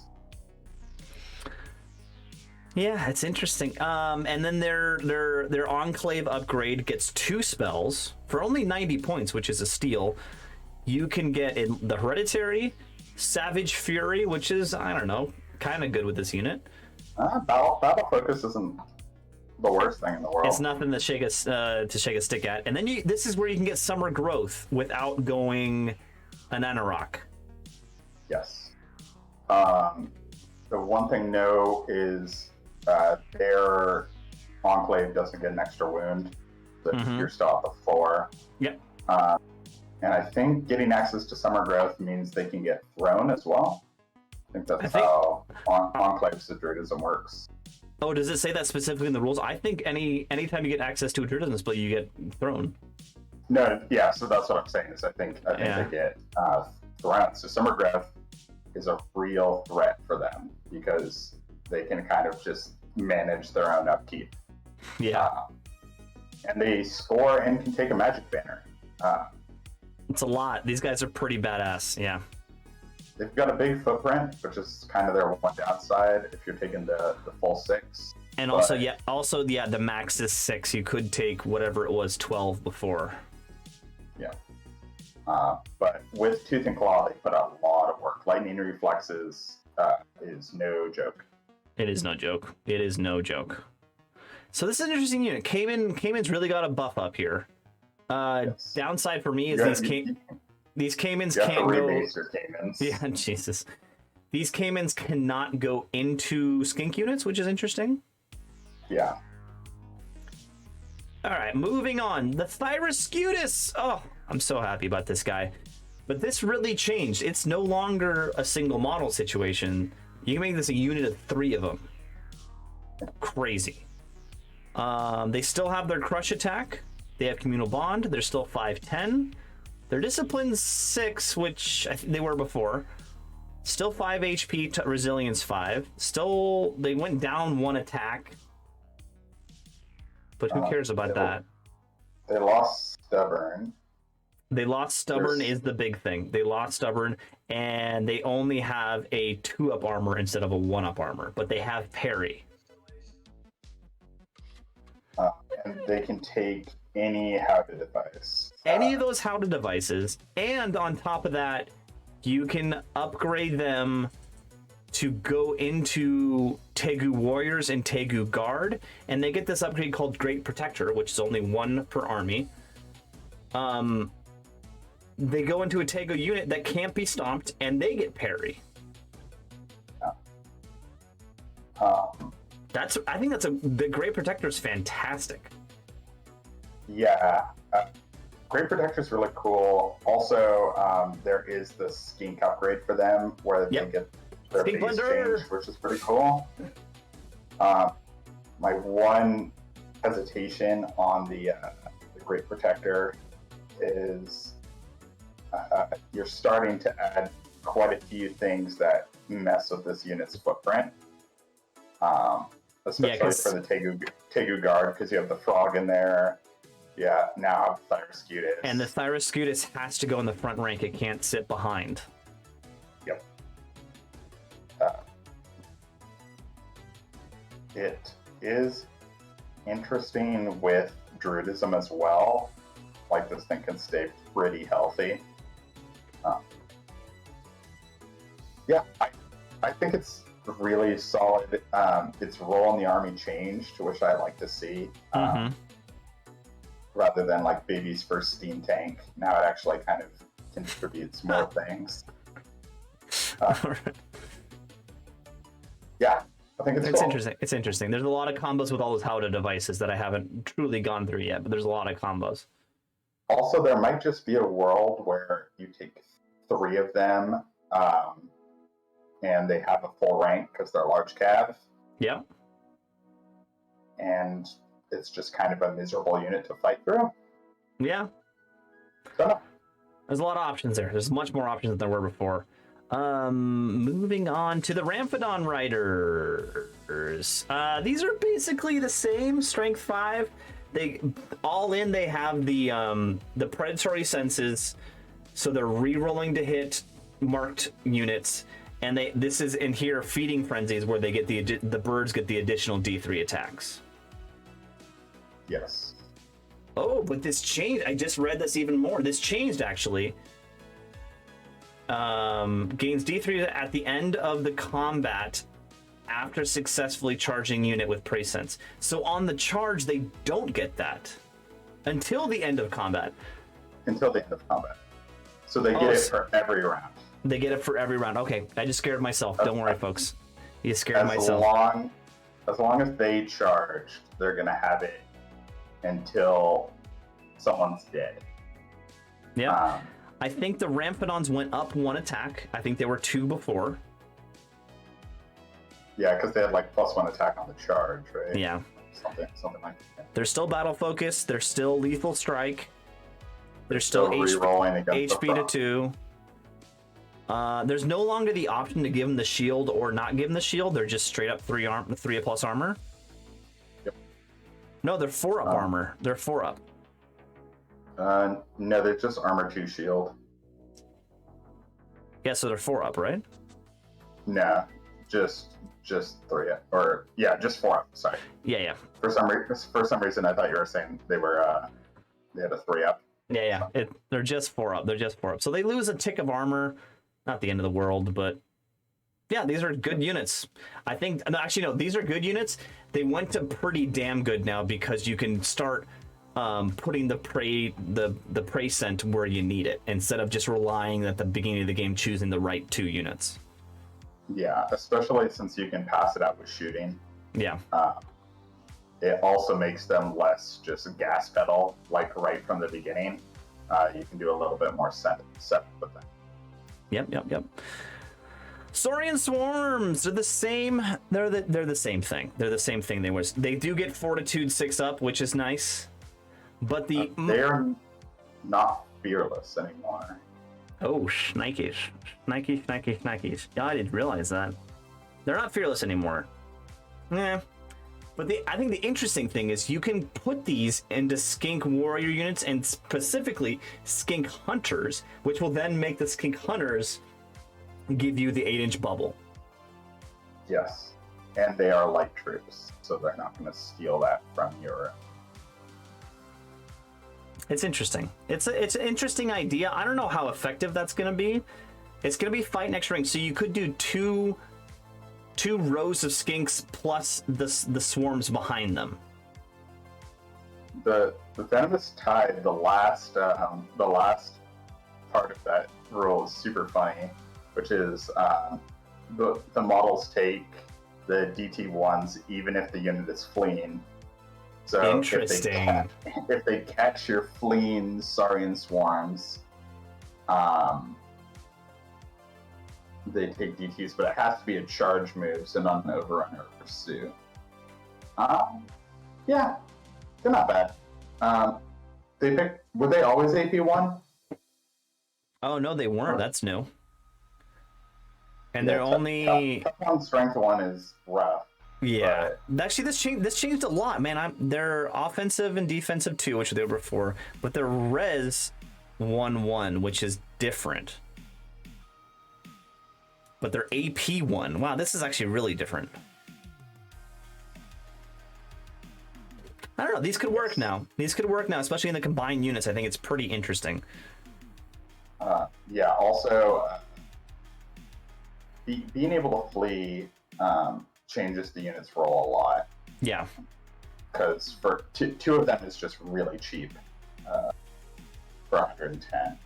Yeah. This is a good chaff piece. Just two of these guys. Yep.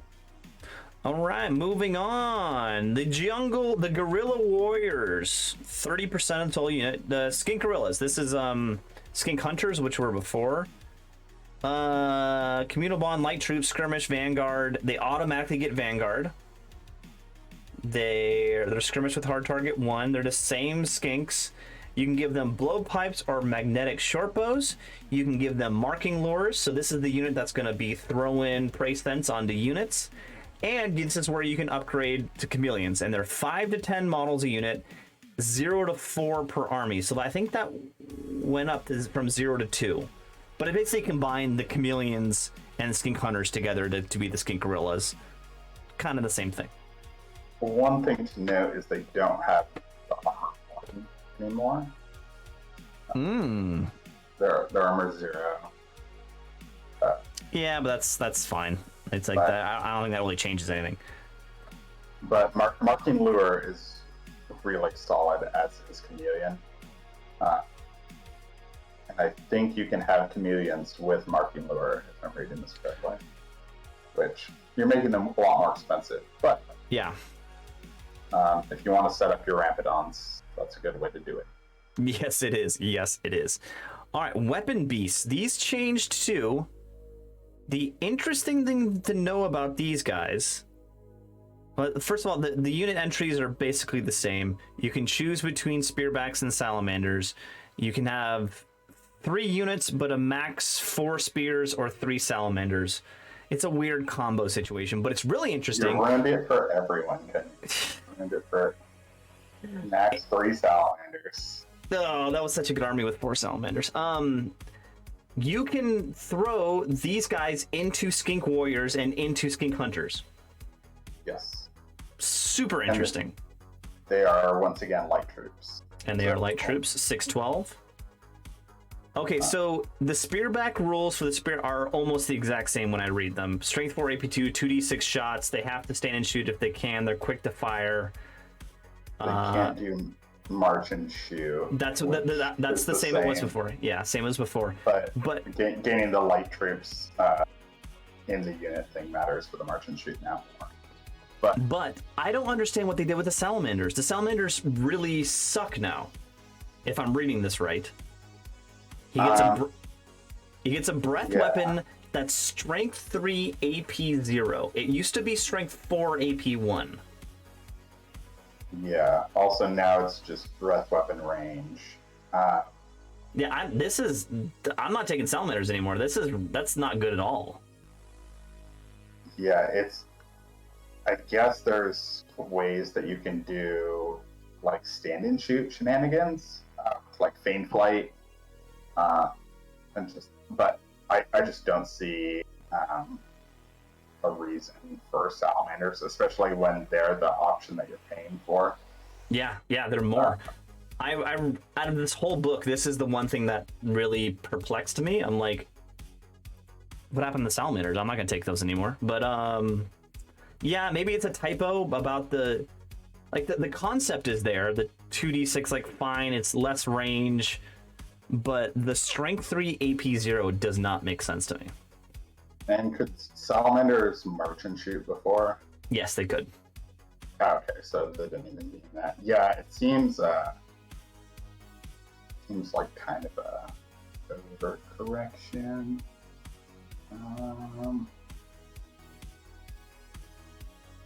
Do they have harnessed weapon beasts? No, they did not. So there is an interesting thing that you might be able to do with the spearbacks and the Thyroscutus and a skink unit with poison. I think only one unit, only two units combined. Yeah, you can't do multiple combines. That'd be cool if you could, but yeah. So I'm not impressed. The upside here is it gives weapon beasts extra wounds when you put them in a combined unit, so they don't get shot off the board, which is what they usually happens to them. Yeah, kind of. Yeah, It gives them shooting defense, which half a wound. Yeah.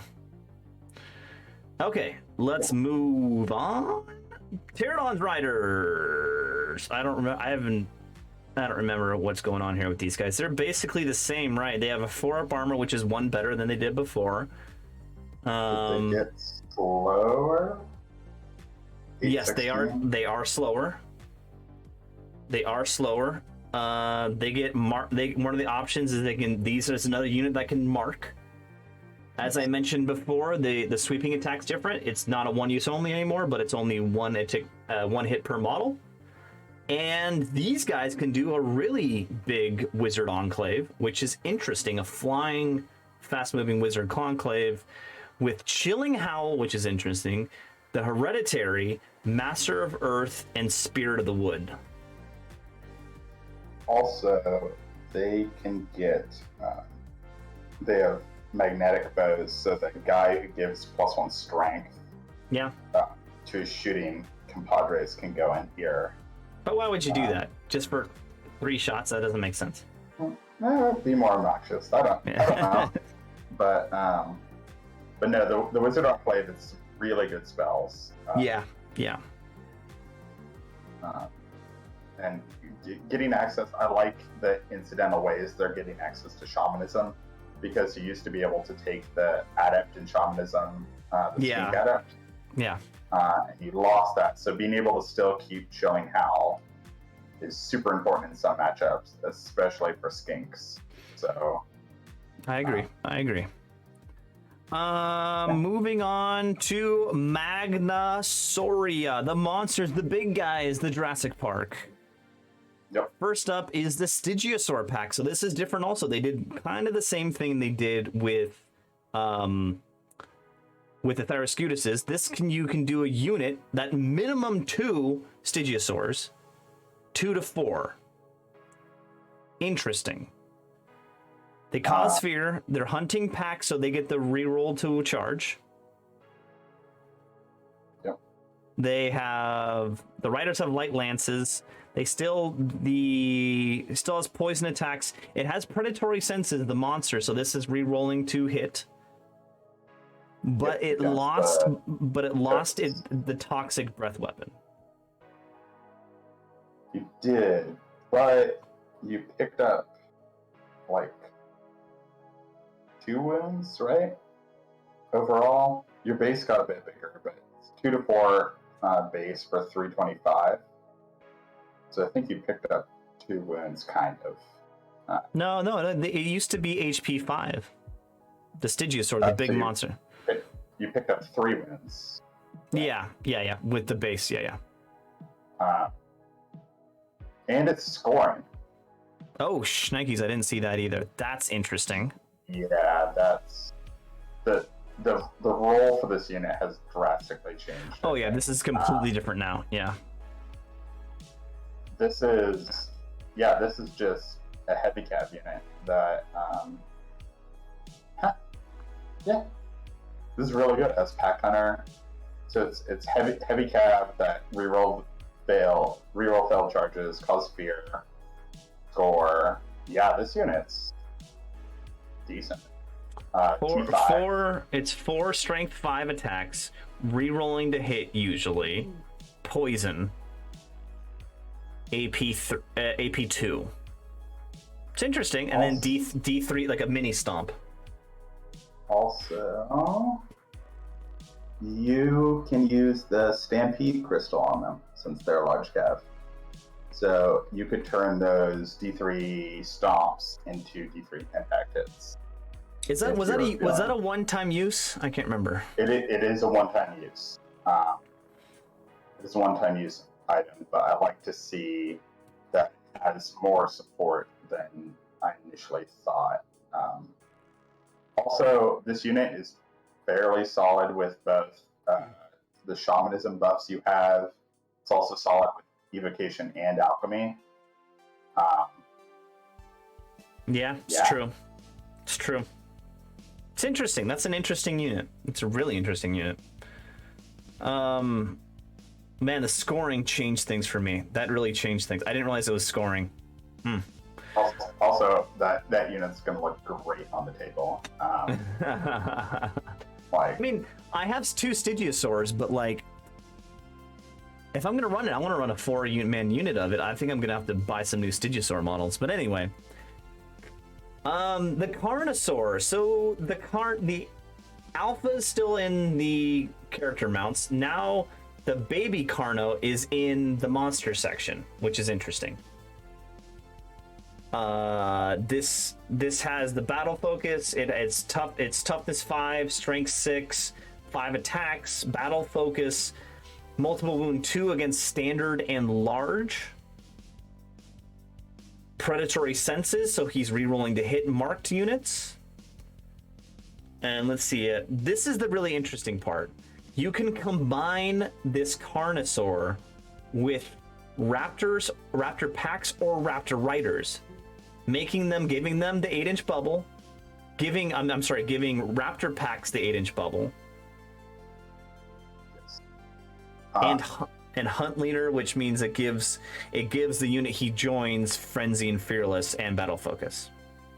So I do think, looking at the Carnosaur, I do think raptor packs are supposed to be beasts, because hunt leader says standard beast and model parts with harness. But he can't join anything that's not cavalry right now, because raptor packs for some reason are cavalry in the book. That's got to be a typo. That's got to be a typo. Yeah, I think that's just a typo. Raptor packs should be beasts. Carnosaur is very interesting. I'm not super keen on Hunt Leader, but for 370 points, just kind of running around being a menace.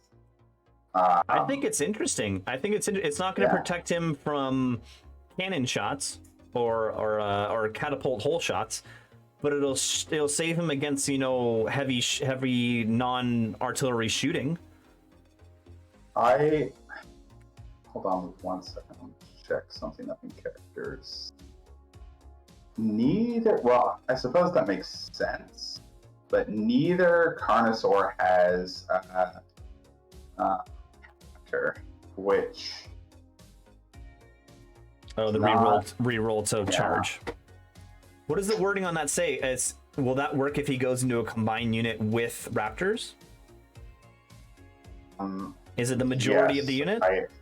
I think the raptors will give him Pack Hunter.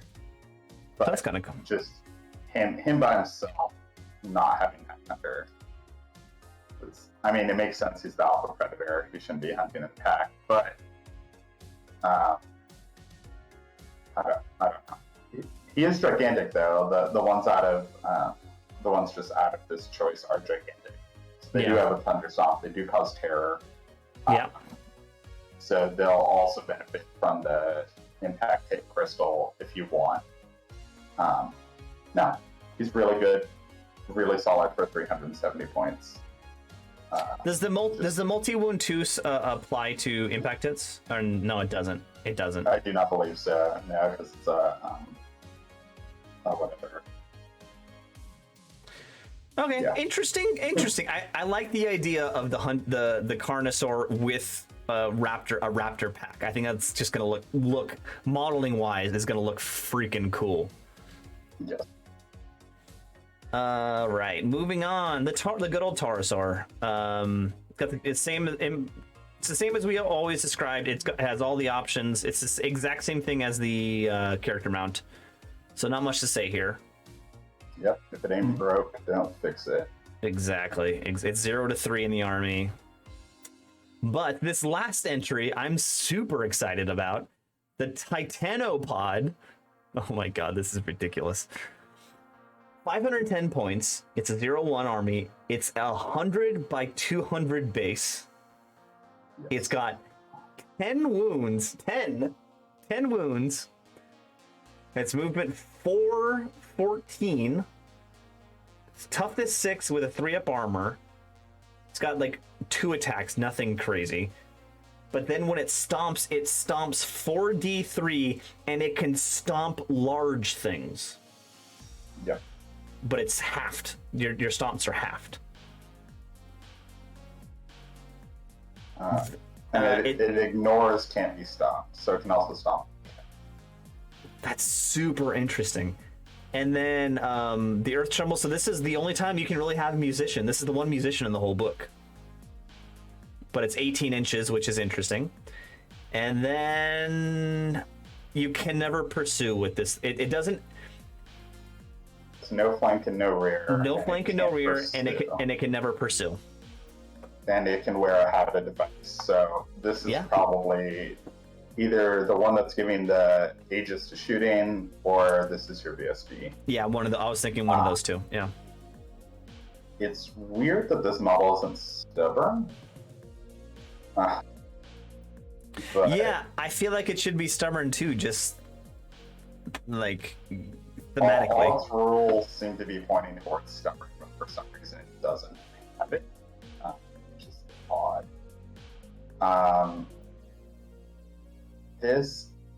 So as someone who plays a lot of large base models, this model worries me quite a bit. That base size is obscene. Yeah, it's huge. And move 414 means I think you're either paying for something that's never on the front line, just you're using it as a large base for the Howdah device, or it's just going to clog you up. Yeah. I also, it's not even fearless. So once again, I worry about like a panic test, or there's a lot of things about this model where on its face you're like, oh, that's sick. It's a big, nasty dinosaur, but not fearless. Communal bond is really hard to trigger with it. Not stubborn. I just worry about this model just breaking through a line and its base being so big that it doesn't have an easy place to land. Whatever.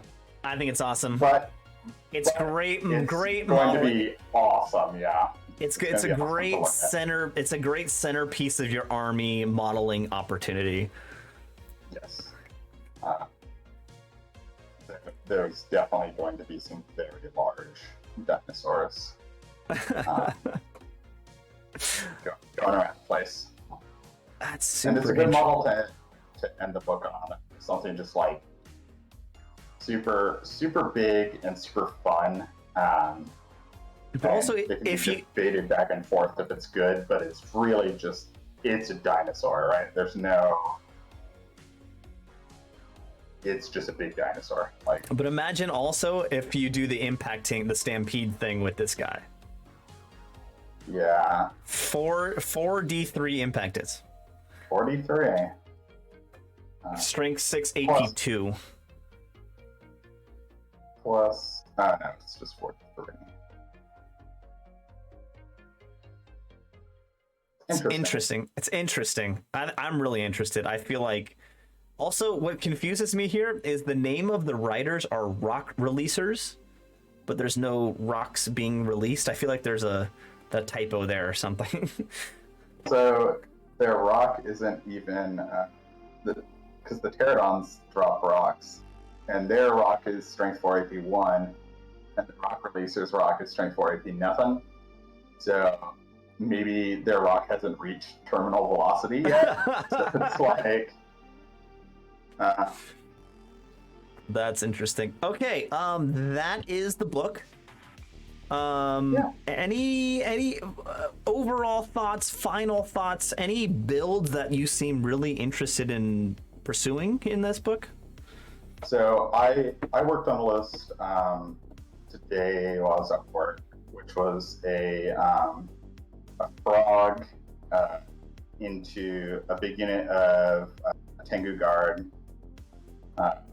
with a pterodon chief, the guy with the spear, and then just a brick of caimans, a brick of Tengu with razor, and then some rampedons, and then double carnosaur.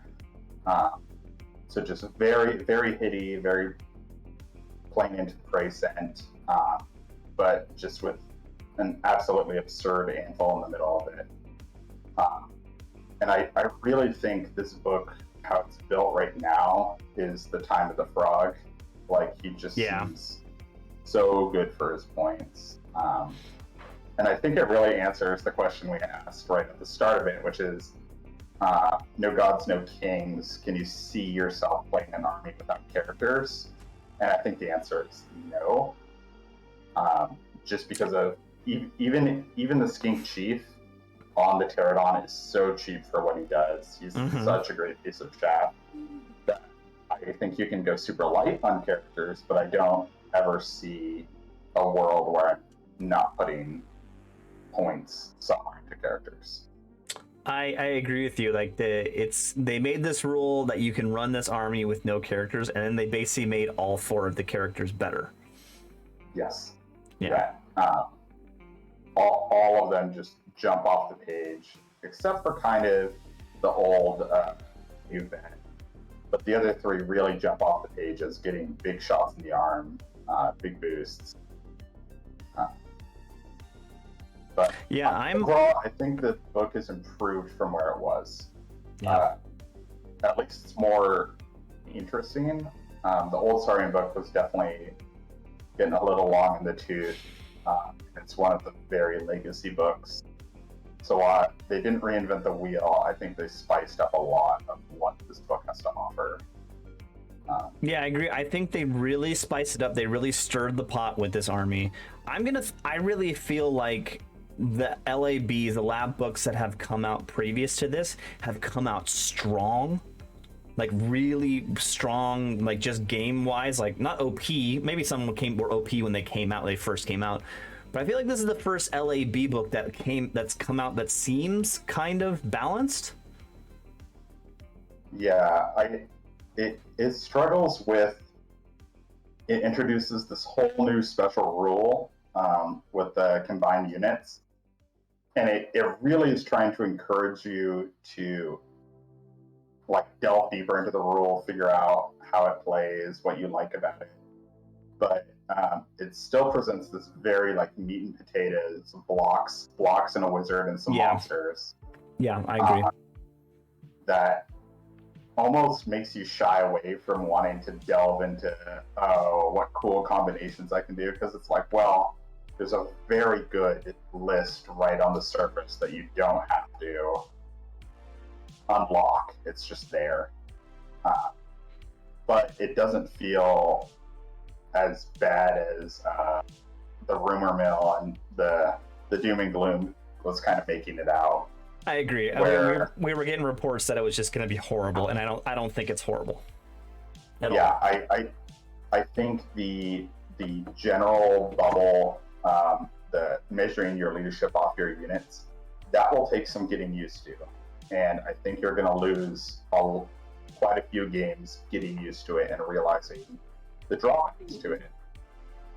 but it lets you keep a wider, tighter battle line. And I think that's really good. Yeah, I agree. I think, well, the list build I'm looking forward to is, of course, I'm going to go after the Skink Blunder. I just can't help myself. But I'm really interested in the MSU Pack Hunter Prey Scent build of Ramphidon Riders, the Stygiosaur units. Yeah, the Stygiosaur cav alone, I think, are because when I was looking at them at first, I didn't realize they were scoring. I just figured it out when we were talking about them. Yeah, me too. But there's so many potentials with divination, evocation, shaman. Like, there's a lot there. It's just, and it's 03 units per army. I don't know.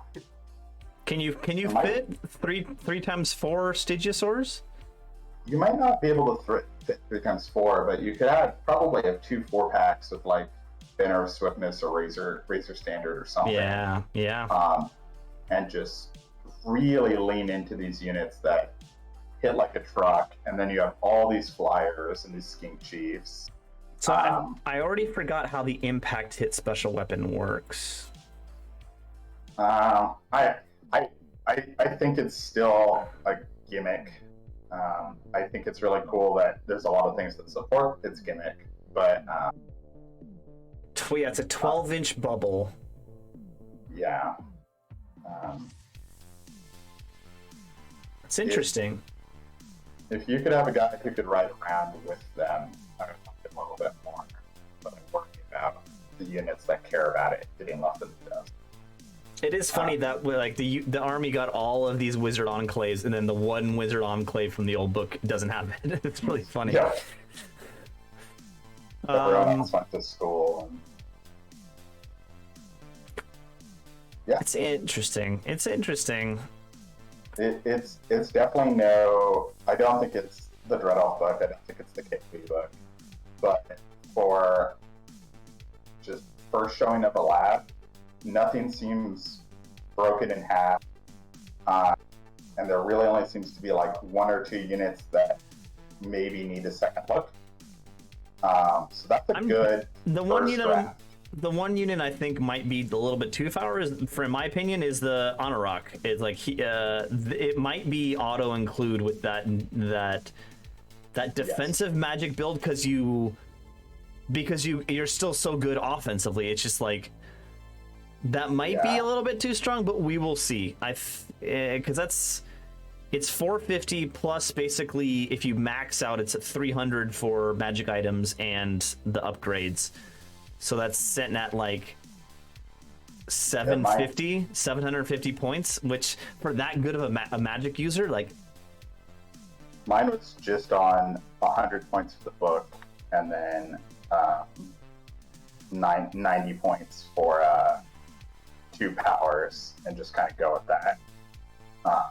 But yeah, he might be like 25 points too cheap, but I don't know. Having the probably most famous model in at least the Legacy Army be really good again, I don't think it's a downside. I think putting the frog back on the map is good.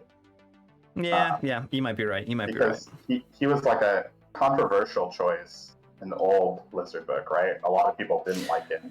It was either Alpha Carnosaur or Quaddle, one of the two. Yeah. So now I think he's back to being the cool centerpiece, weird little frog sitting on his lawn chair. That is why a lot of people started playing lizards. So it's true. Do you think the buffed out Quaddle, the buffed out Anorok, in the Tegu guard? That's a lot of points. How many points is that? Like 13 or 14. Yeah, but it's very, very difficult to shift. So I don't know. It's interesting. Yeah. I always go for, I love running lists with all skinks, so I'm gonna try that first, and then we'll see what happens after that. I like the charge-o-matic list. I like that too. So we'll see. And this is supposed to drop on, I think, the 1st or the 3rd, beginning of September. Yeah. So next tournament, I'm taking this. I don't know what yet, but I'm taking this. Yeah. Maybe I'll see it at the Infernal Zoo. Maybe you'll see it at the zoo. Maybe you'll see it at the zoo. But anyway, that's about it. Henry, thank you very much for joining me. It's always a pleasure. Oh, it's always fun, especially getting to talk about a book that I don't know much about. So first takes are always fun. But it's funny. Always when we go through these book reviews, both of us read it and we both of us are like, oh, I didn't see that, or like we always pick up something when we're reading it live, which I think it's really fun. But yeah, I've got to go to bed. It's like 10 o'clock here. You in California, it's early, 7 p.m. So Henry, until next time, and everyone, if anyone's still watching, please like and subscribe, and buenas noches. Buenas.